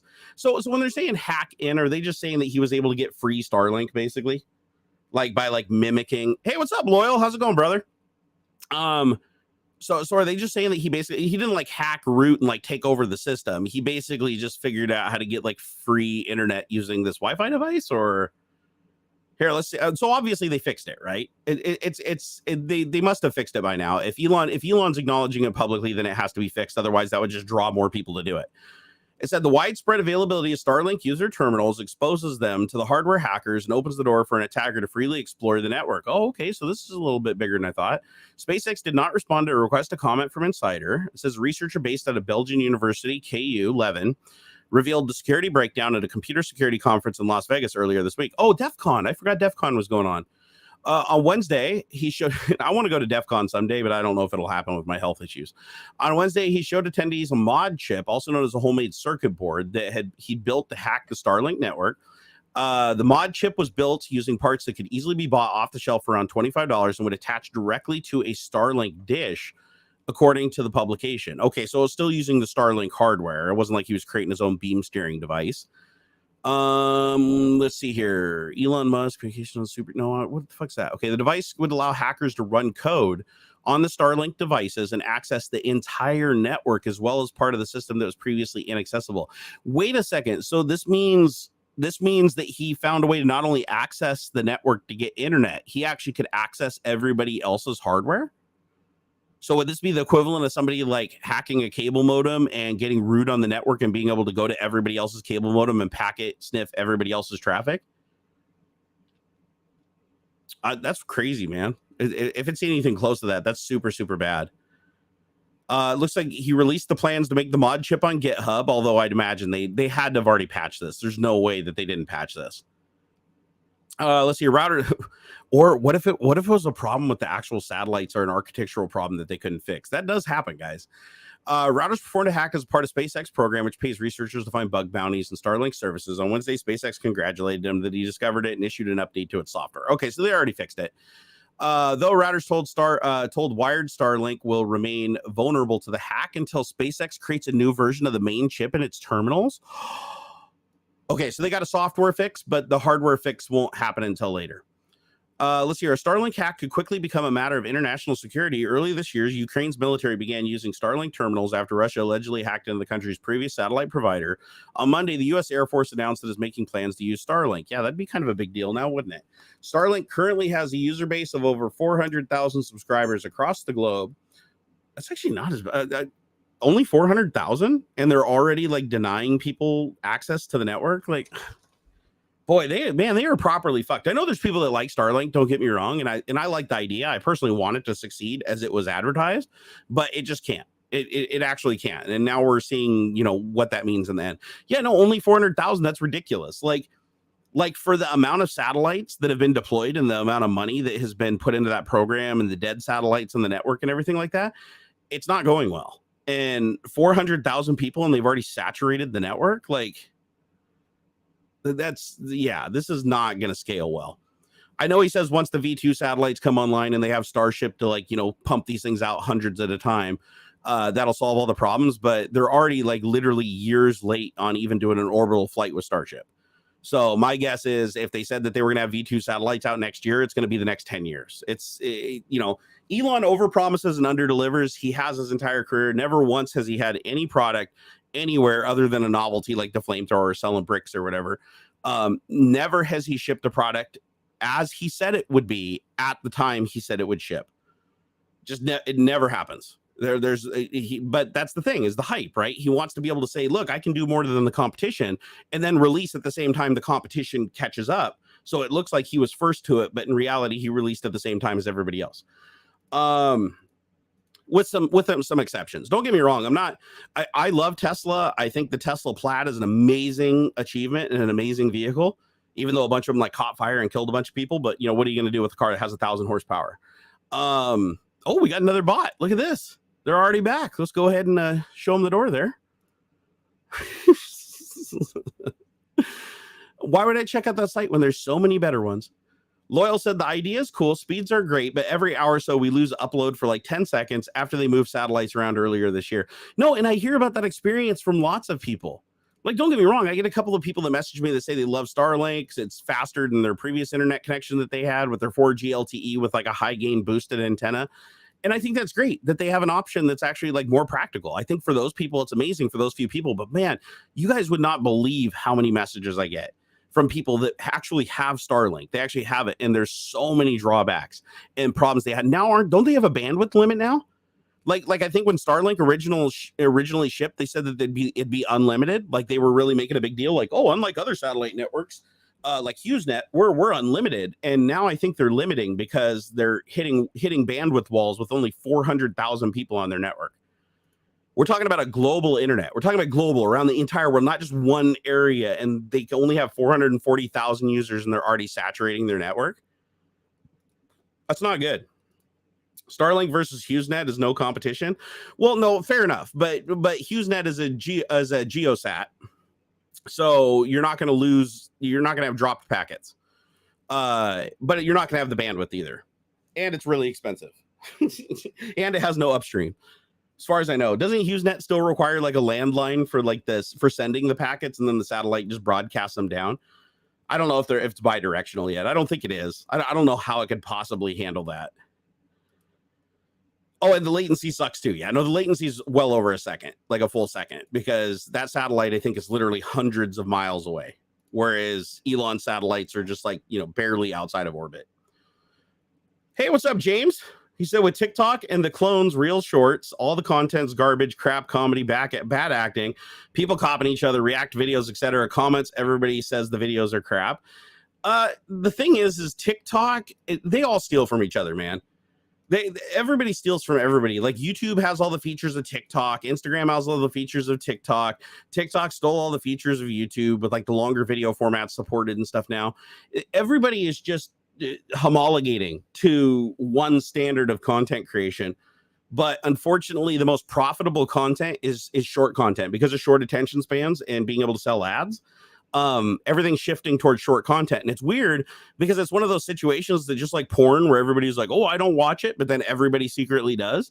And so it's the most sold and most viewed and most downloaded, most bandwidth, everything. But you ask anybody in public saying, no, I don't even watch it. Oh, those people are stupid to watch. It's like, obviously that can't make sense if everybody's saying they don't watch it yet. It's the most bandwidth consumed on the entire internet. Like even in countries where it's completely illegal, they're like VPN around it and getting it.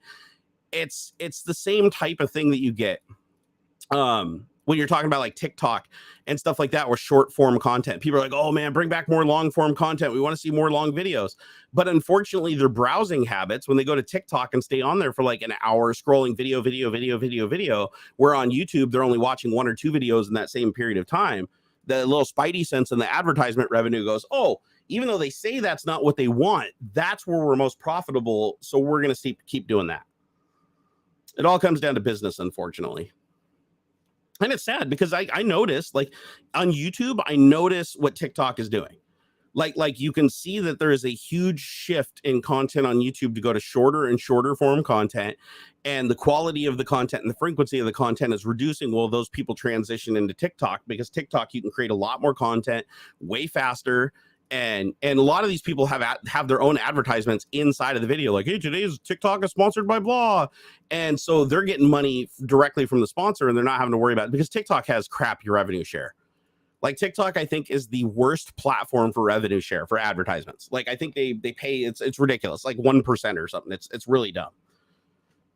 Barnacules Shorts, who wants them? I'm on TikTok. I shit post on TikTok every once in a while. If you guys don't follow me over there, you probably should. As much, you know, even if you hate TikTok, go look at, like, I use TikTok as a dumping grounds for just like random, just took my pain meds, sitting in the hot tub, I'm gonna talk some shit. Like, that's what I use TikTok for.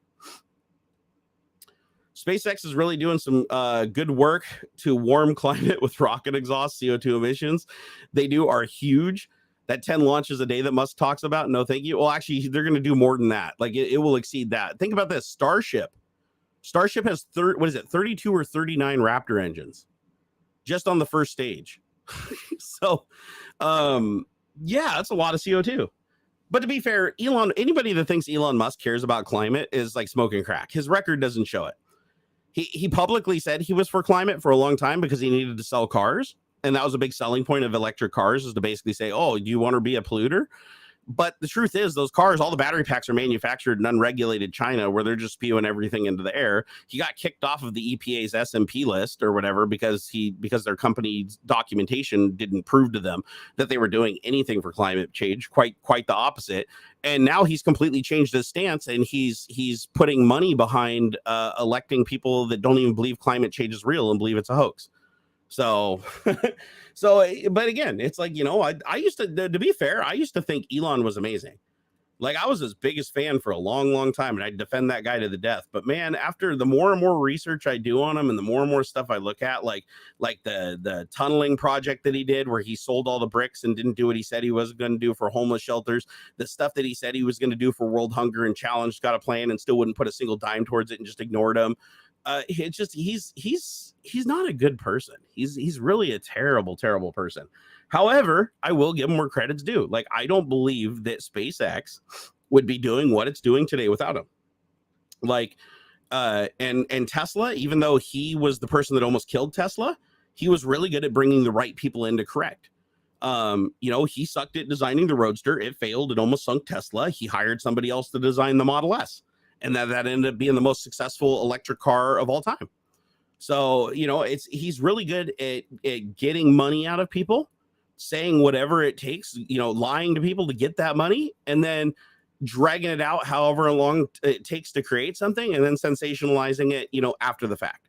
So he's good at what he does. He really is. Let's see here. Brad said, hey, Barnacules, how's your mental health doing lately? I mean, better than usual. He said, I'm taking time off work and feel guilty towards it. Thoughts? Dude, everybody feels like that. Even when I'm away and I'm not making videos and stuff, like, yeah, I get really down on myself. I haven't made edited YouTube content in like years, and it still bugs me, and I still haven't gotten used to it. And I'd love to come back to making edited content again. Loyal said, oh, the Roadster, is that still around? I forgot about it. Yeah, no, you'll never see one on the roads. Like maybe at a Cars and Coffee, but every single one of them broke. Every single one of them broke, and Tesla will not service them. So, and here's the problem, because Tesla cars can only be serviced by Tesla. As soon as Tesla goes away, downsides, or cancels the warranty, your car has to go to the wrecking yard. There's nothing you can do with it. All the systems are locked and chipped. You can't change out a single component in that car and have it just work without something being activated by Tesla. So that's why everybody says they're disposable cars. Like, a Tesla is like your cell phone. In 10 years, when the battery's dead, it'll be cheaper for you just to drive it to the wrecking yard and just count it as a total loss. Like, sell it for scrap value. And the new Roadster was supposed to ship like 4 years ago, and it still isn't out. And you haven't heard anything about it because Elon's just ignoring it because it's nowhere close. Cybertruck was supposed to be done, last year and shipping? And this year, it's like when you hear a little bit about it here and there, it's still nowhere near shipping. James Janus said, what I'm saying is TikToks and shorts, etc., is the content is mostly bad, and not just me see in the comments on the videos. I see, oh, your content sucks, do better videos, shit, etc.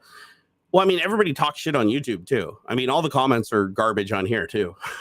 So even Instagram, it's all garbage content or comments. But as far as like making like mostly so on TikTok shorts, etc., is the content is mostly bad and not just well, here's the thing. Is it mostly bad because that's what the algorithm thinks you want to see? Because like TikTok is really good at picking the content that's going to get you to comment on the most. If you comment on a bunch of bad content, it'll keep giving you bad content. The algorithm is very quick to give you what you want. And one reason I know that is because my wife's TikTok, she's on TikTok constantly, and she doesn't post, she just watches stuff. On hers, when she flips through, it's funny video, no politics, no religion, no bad stuff, no war, nothing, just funny, because that's the only thing she clicks like on, and it's the only thing she comments on. And after doing that for a couple of months, it's like all it feeds her is like stuff that's like confirmed funny, because they know it's going to get her to click on it and watch it to the end. Hey, Rare Apples, I got to get going. Hey, you take it easy, buddy. You take it easy and have a good day. How do you recycle lithium? It's a pretty toxic process, but it can be done. Recycling the batteries is not an easy process. It's definitely not an easy process. That's something that nobody really thought about when we got into the electric car game, is like, how do we, recycle these battery packs easily? And this isn't just a Tesla problem. This is an industry problem. It's like, yeah, we can recycle the batteries, but the process for recycling them is incredibly expensive. It costs more to recycle the materials and reclaim them than to just use new materials from the ground. We do the same thing with aluminum, with bauxite. So the stuff's just going to pile up, unfortunately.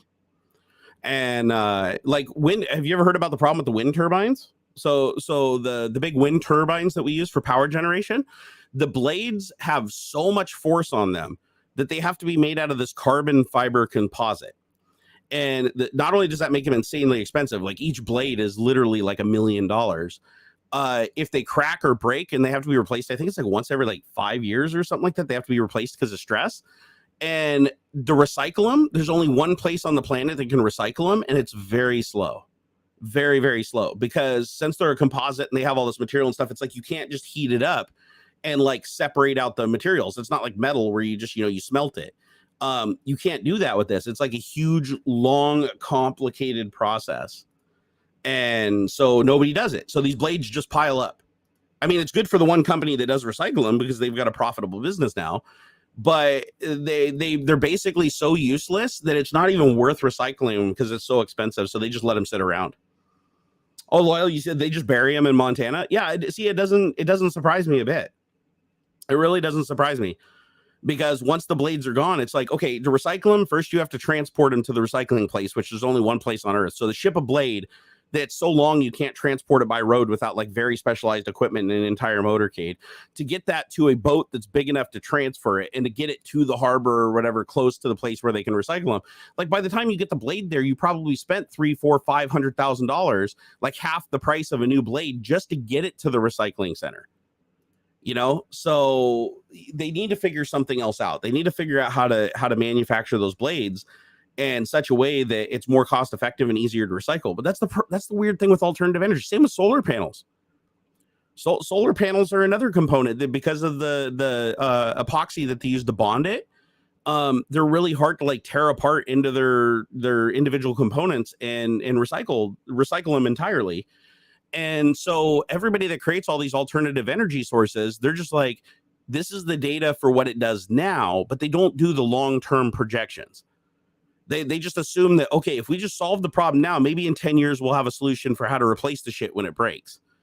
But they don't. So what's going to happen is everybody that's going solar right now is going to get all these solar panels. And then in 20 years, you're going to see all the solar panels from the huge solar spike where everybody got solar panels.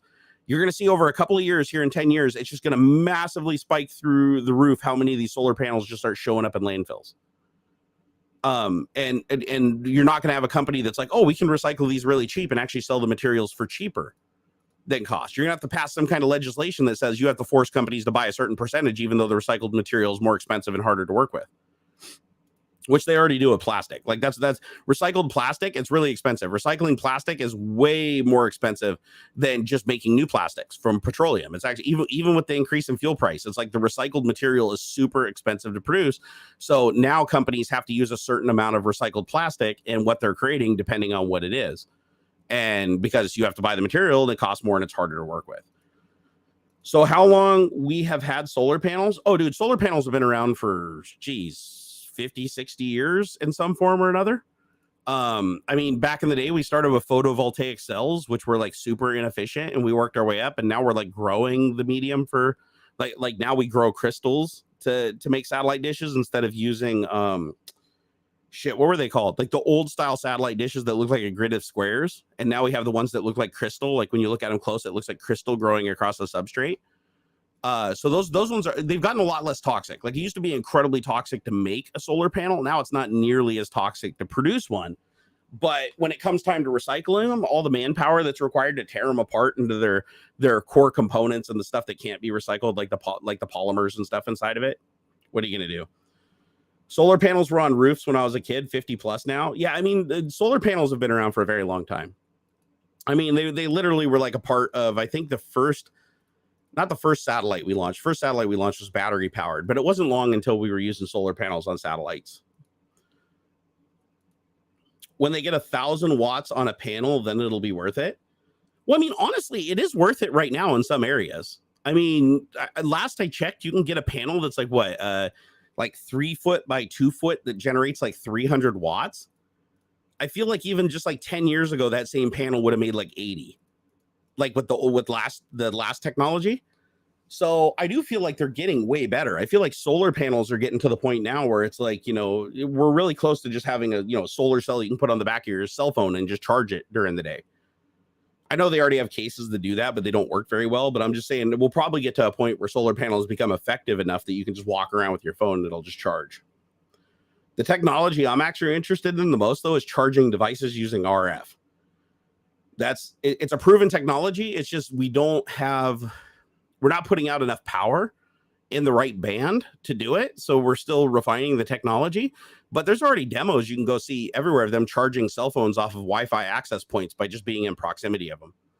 So imagine one day when all of our devices don't even have batteries. Like we never have to make a toxic battery again because we just literally have power transmission towers, just like cell towers that are like every couple of miles that are just charging everything and running everything. Like you're just basically pulling the power from the air.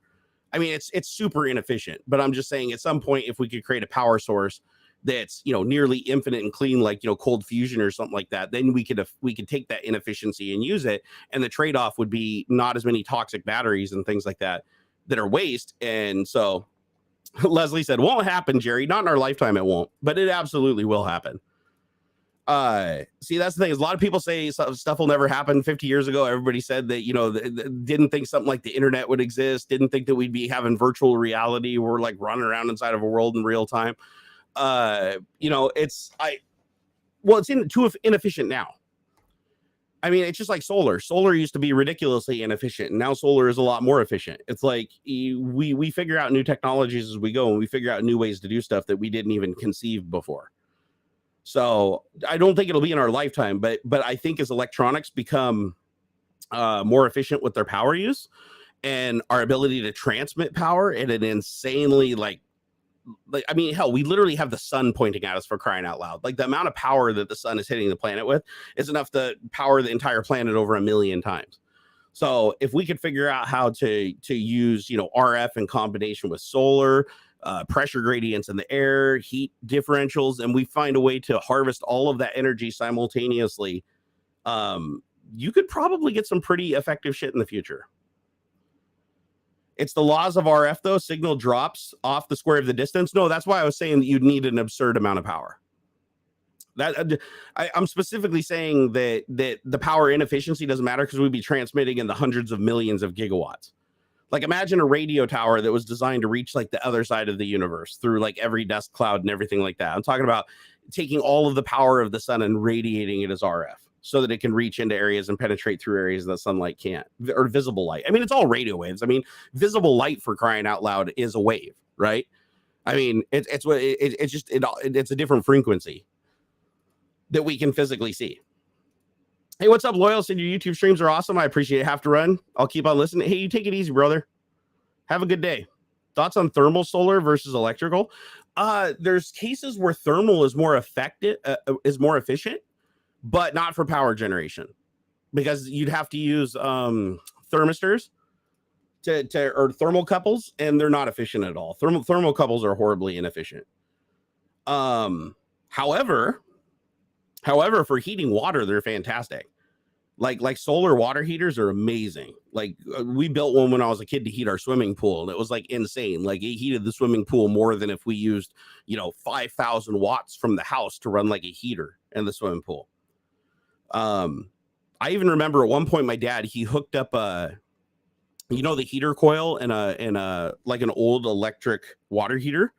It's basically just a piece of metal that loops around. It's basically the same as your burner on your stove. Like if you have one of those coil metal burners, same principle, but inside of it's inside of the water heater, physically in the water with a seal on it. He took one of those and hooked it up to a freaking extension cord where it got like, mildly glowing hot, and you stick it in the water and in the pool, and he just dangle it off of a 2x4. And it did not heat the pool very well. Like even pulling the max current from the outlet, I think it was like 15 amps or something like that. It was barely heating the pool, like even running it all day. And that cost like a bunch of money. Then what we did is we just took a black garden hose and we connected 3 or 4 of them together, and we ran them back and forth along the tar roof. We had a tar shingle roof like most houses do here in Washington. And we just ran it back and forth. Ran the hose back and forth, back and forth, back and forth, and just tapped in a little nail for it to sit on. Went back and forth, and then we just had a lift pump for a fountain that my dad got, and it pushed we'd turn on some water, we'd fill the system or whatever and prime it, and then we'd put the pump on it, and we'd put the intake coming off of the filter on the pump, and then just a garden hose hanging over the side into it, and you'd pull it out, and the water coming out of the end was steaming. Like, I mean, it was basically almost boiling. On a day that was maybe like 80 degrees outside, 75, 80 degrees outside. It's pretty awesome how fast you can heat water with that thing. And I mean, it probably took 20 minutes before the water was that hot. I mean, it's pretty amazing. Graham said they have developed an ultrasonic drill that'll go 20 plus miles deep for thermal wells. They expect 20 wells can power a city easily. Once the well is done, they just drill another. Oh, you're talking about geothermic. You're talking about harvesting geothermic energy. Yeah, no, if you can go deep enough, that you can actually boil the water and generate steam, then you're going to get a crap load of power out of that. I was thinking more along the lines of like using thermocouples, basically TECs in reverse. That's not effective. It's not effective at all. Yeah. Harvesting geothermal energy is a big deal. As a matter of fact, even here in Washington, you can harvest geothermal energy. Not for electricity though, just for heat.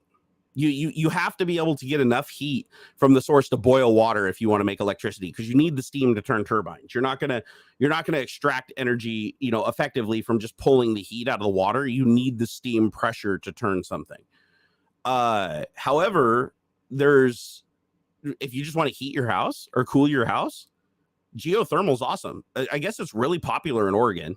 Here in Washington, it's not as popular, but my buddy who lives a couple miles from me, he has a huge plot of land that's all flat. And so he went out and dug down. I think he only dug down about 3 feet. It wasn't very deep. He just dug a 3-foot ditch with one of those ditch witches, and he just ran a couple 100 yards of black water pipe, drainage pipe, back and forth through there, and he has two coming up by his house, just the inlet and the outlet. And what he does is he runs that into a thing that he has inside of his house that circulates that through like his flooring. And so because 3 feet underground, the temperature only changes a couple of degrees from like the dead of winter to the hottest day. Just having that temperature stable that far underground is enough to keep that water cooler on a hot day and hotter on a cold day. And it just maintains the temperature in the house. And so he doesn't have to use as much power, because like the house will just rest at whatever the temperature is. And he just needs a little bit of power just to sustain that on a really hot day or to bring it up on a cold day. It's pretty cool shit. It was way expensive though. I want to say the system that he bought to install the whole thing, it was like $10,000 or something like that. And he said it doesn't save him like that much, but it's still cool as hell.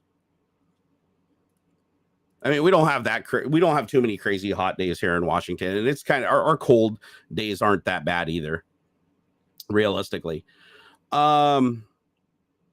There are other kinds of green energy too that we need to invest in. Over half of Britain's power is generated by tidal power. Tidal power is pretty cool. Tidal power is super cool. Really hard to deploy, really hard to service. So you have to make sure that you get it right out of the gate. But and we do have some tidal power here in the United States. It's not a lot though. But yeah, the power of moving water is insane. Like the stresses are crazy. I mean, literally, we use the power of moving water all the time with dams, right? And hydroelectric. And with a tide generator, you're basically just harvesting the movement of the water, right? You're using the movement of the water to move something. And that movement of that thing is essentially generating power. It's pretty cool stuff. Like, I mean, because they're basically like the tide generators, the ones that I've seen are just basically like windmills with shorter, thicker blades turned upside down. Like they're basically under the water instead of above the water. And when the tide comes in, it turns them one way, and some of them have variable blade pitch, but you don't really need it because it'll just reverse it, and they just reverse the circuit inside. And when the water flows in, it turns them one way. When the water flows out, it turns them another way. But again, I don't think it's a good constant power source because when the tide goes slack, you know, unless you get it in a place where the tide is always continuously flowing in one direction, which would be probably pretty far out. Like there's some rivers, like obviously that run like that you can do tide generator, but that's not a tidal generator. I forget what they call that, but like you can put them in rivers. As a matter of fact, I think there's a store that's powered in New York. Somewhere in New York in the Hudson River is an underwater turbine that just harvests the electricity from it going in and out. And the store has like a battery bank to pick up the slack, and they're completely off the grid. They're powered. And this was like years ago. This would have been like 10 years ago. So pretty cool shit. If we could produce ammonia in a green way, we could solve a lot of green energy issues. I'm actually surprised. Ammonia seems like it's a very common chemical. Rivers are great for power usually, but global warming. Well, actually, global warming increases your power production because it melts the ice caps faster and makes the rivers run faster. No, I'm just kidding. Yeah, no, we definitely have to work around the whole global warming thing. But to be honestly, like solar energy seems like it's the most abundant energy source we've ever encountered. We're getting better at harvesting it, but we're not quite there. And the thing is everything is sun power. Like if you think about it, everything is connected to the sun. Like everything, the sun influences, like our moon influences our tides, but the sun influences the temperature of the water, the temperature of the ground, the wind, the weather, the wind that turns the turbines, the heat for water. I mean, you name it, the sun is connected to everything. It's like our most abundant power source, and it'll be the longest lasting. So anything we can do to figure out how to harvest, the power of the sun, or draw power from the core of our planet, like to take heat from our planet, because even if we powered our entire society off of geothermal, we wouldn't pull enough heat from the core to cause any damage. So we have all these abundant energy sources. They're just kind of out of reach. Like we're just not quite there. And the incentive isn't quite there yet. Like companies are like, oh, it's just cheaper and easier and more profitable to just invest in the current crappy energy solutions we have now, because they don't want to invest the time and money into developing a new technology that may or may not work and require several generations when they could be spending all that money to double and redouble their money doing shitty things. It's unfortunate. Hey, Eric G, thank you for the $2 super chat. Appreciate it, brother. He said, oh damn, YouTube never notified. Yeah, YouTube didn't send a notification out. Not to hardly anybody. They usually don't. I get messages all the time from people that are like, hey, I haven't seen you upload to YouTube in years or whatever. And I'm like, I do Tech Talk every week. And they're like, oh no, I didn't see that. I had to go to your page and like look under videos. And then it finally showed up. So yeah, no, I have 840,000 subscribers on here and there's 200 viewers in here. So it's like the only people that see this stream are people that see the post on social media. Actually, I'd be surprised. Anybody in chat, did you see this pop up? Like if you were on your phones or your PC, you're watching YouTube on your TV, did it actually pop up in your recommended video feed? Or did you have to see like a social media post somewhere, or actually go to my channel to see if we were actually streaming? Oh, Napalm, you got one. Or Napalm, you got one? Sweet. But, oh, Voltage got one too. Okay, good. You saw it on the front page of YouTube? Wow, that surprises me. Yep, notification during Discord, notification, minded. I see the stream because I check every week. Got a YouTube notification. No, Napalm, I saw it the first time too. Let's see. Only saw it in the subscribe tab. I saw the notification. Yes, I got a notification on my phone. I was going to, wow, okay, so quite a few people got a notification. Well, that's good to know. I'm glad some people did. Yeah, because I get people all the time telling me they don't get the notifications. Let's hear. Nope, I just hit the subscription button and checked for new stuff I missed. Let's see, always get notified. That's good, XO. I got a YouTube pop-up while I was looking at videos on the line. 1,000 Trillion City. Yorkshire said, I normally get the notification from the YouTube app. Oh, well, that's good. Now, do you guys all have the bell? Do you guys all click the bell notification? Is anybody getting notifications that's just subscribed to the channel, or do you have to actually click on the bell and do all that other weird extracurricular stuff that I'm sure nobody does? All I'd have to do is make one YouTube video talking shit about Microsoft and be like, hey, could you guys click that bell down there so you get notifications when I live stream? And we'd probably like quadruple our audience. Oh, why don't I just play the game, guys? Why do I refuse and fight so much? Why do I not want to play the game? I really don't want to play the game, but it's like everybody else does it. And I hate that saying that it's like, oh, well, everybody else does it, so if you can't beat them, join them. I don't want to be that guy.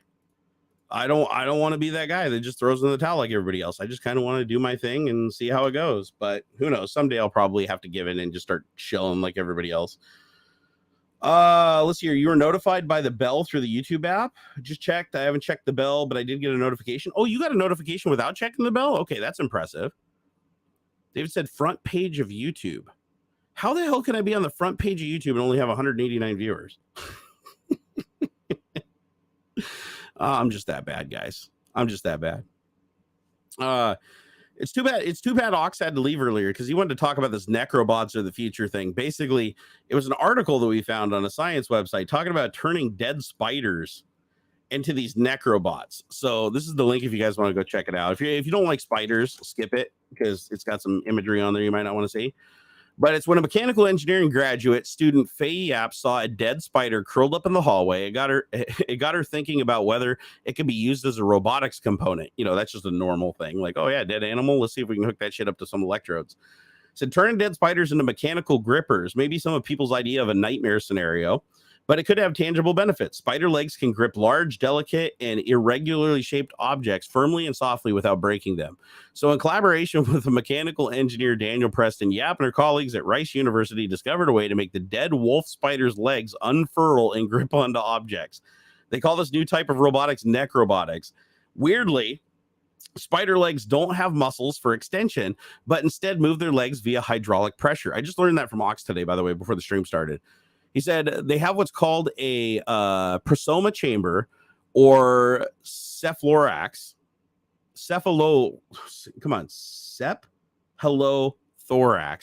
which contracts, sending their inner body fluids into their legs, making them extend. So wait, does that mean if you squeeze a spider body, its legs will kick out? Interesting. I'm not going to try that. So the team inserted a needle into the spider's prosoma chamber and created a seal around the tip of the needle with a glob of superglue. Squeezing a tiny puff of air through the syringe was enough to activate the spider's legs, achieving a full range of motion in less than 1 second. We took the spider, we placed the needle in it, not knowing what was going to happen.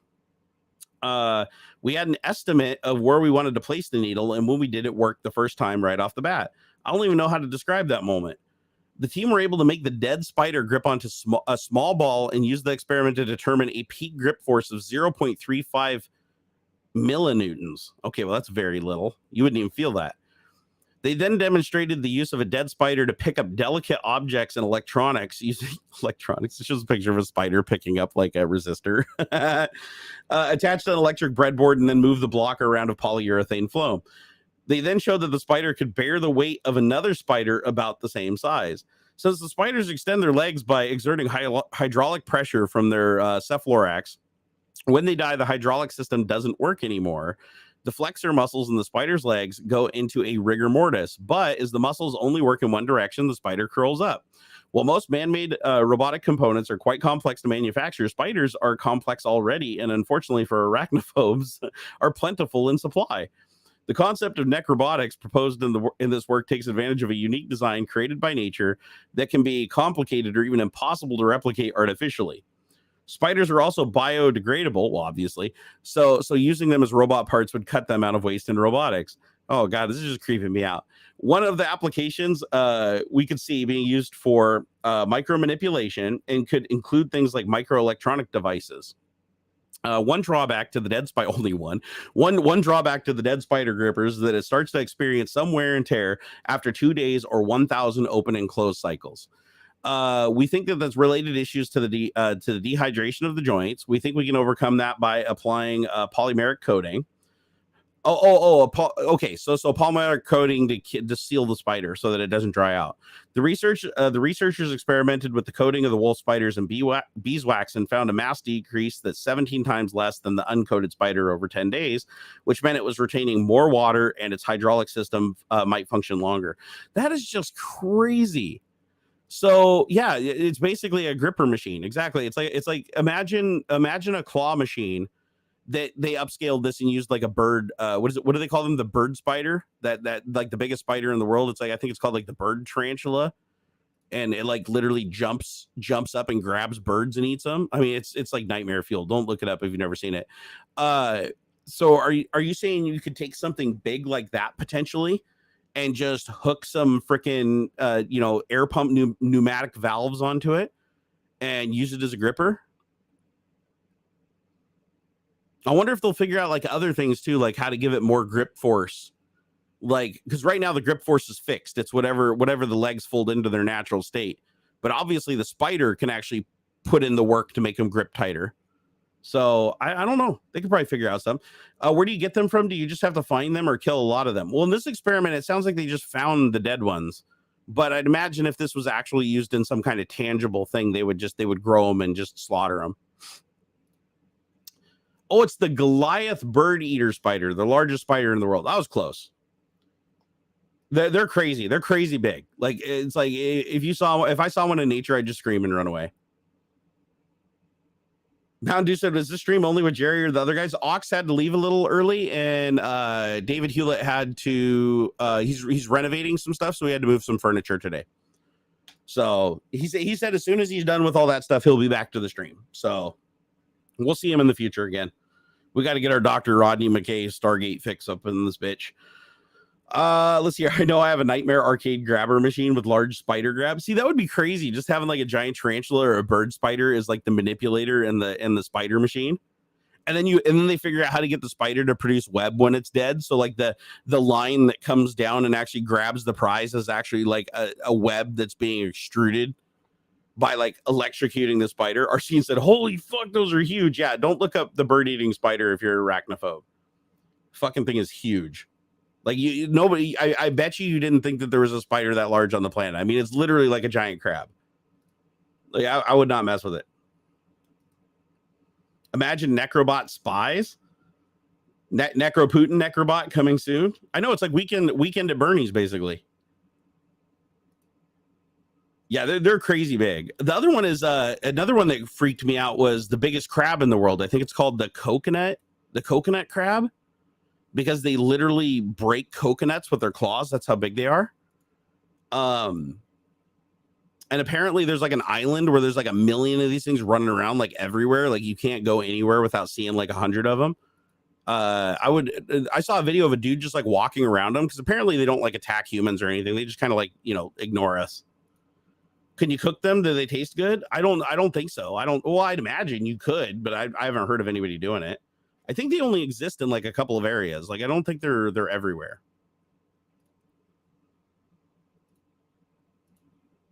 Japanese spider crabs are giant too. Oh, those things creep me out. They look like aliens. I forgot about those. They don't come up on beaches though. I'm talking about like a beach crab. Like the coconut crab is like something you're just you could be walking through the woods above the beach and just see this thing like running around. The Japanese spider crabs are freaking straight out of Aliens. Like I've seen, don't they have like an 8-foot span or something like that? And they have like super, super long legs. Like they honestly look like some weird alien creature from a movie. Okay, it says the Japanese spider crab has the largest leg span of any arthropod, reaching up to 12.1 feet claw to claw. Holy shit, weighing 42 pounds. Oh my God, that is so much bigger than I thought they were. All right, you guys want some nightmare fuel? This is the Japanese spider crab. And just imagine it spreading its claws apart and that being 12 feet. Twice the length of a tall human. So that puts into perspective how big that animal is. Like, I know from the picture it doesn't really look like it, but yeah, the 12.1 feet, whatever. Oh my God, if I was scuba diving and I saw that thing, I would literally just like shit in my suit. That's crazy, man. You can look up Philippines cooking. There's a couple of young girls cooking spiders and eating them. I mean, people in other countries eat all kinds of weird stuff, right? I mean, it's weird to us. They think we're weird for not eating them. Like I've even seen videos of people who just like, you know, like eat rats. Like that's a regular food. It's not like they're starving and they need them. They're literally like hunting rats and eating them because they're delicious and they love them. I think it's like, what is it, Cambodia or something like that? There's like something, and yeah, they'll eat it. If you can find it in the woods, it's worth eating. Like that's their motto. And hey, power to them, man. Like shit, more for you. I don't want them. But I'll tell you what, man, if you were starving, you'd put that in your mouth. I guarantee it. You don't think you would, but you would. Everybody comes around eventually. Let's see, where the hell did my thing go here? Hold on. So, okay, so we talked about Starlink Subsidies. We talked about why video games are good for you. Wow, we actually covered all the topics today. Look at that. I figured I could get that in. All right, well, it's time to wrap up Tech Talk, my friends. Today has been an amazing show. We appreciate it. It's good to be back. Glad I'm feeling a little bit better now. It was awesome that Aux got to show up. He had to leave a little early. If you guys go back and watch the recorded version of the show when I end it, Aux was here for the first 2 hours, but he had to run to a friend's wedding. We will be back again next week. Hopefully David will be done moving furniture by then and he can grace us with his presence because we love that guy. He's amazing. All of our links, everything's in the video description, including David Hewlett's links if you want to go check him out because he live streams himself. His live streams are actually really fun to hang out on. James Jana said, what about giant Weta, largest insect in the world? I'm not even gonna look that up. I've seen enough giant crap right now. It's seriously scary. You've eaten a tarantula in Thailand? Oh, gross. Oh my God, gross. No, just no. I'm just going to say no. That's crazy. All right. You guys have been awesome. I'll catch you on Monday over on Twitch. I stream Monday, Wednesday, Friday on Twitch. Much more spicy stream than what I do here. 18 plus. And here we'll be back on Saturday again next week, 11 a.m. Pacific time, like usual. And if you want to reach us outside of those hours and talk it up or share something with us you'd like to talk about on stream, either one, just tag me on Twitter at Barnacules. I'm also on all the other social networks, but that's the one I actually spend the most time on. Don't ask me why. At least until Elon buys it, in which case I'll probably still do it because I can't. I can't give it up because I'm freaking addicted. All right. I love you guys' faces and we'll catch you next time. Later. Goodbye. Oh wait, hold on. I'm doing it wrong. It's been a little while. Hold on. I gotta stop it. I gotta stop at OBS first. All right, there we go. Bye. Still trying.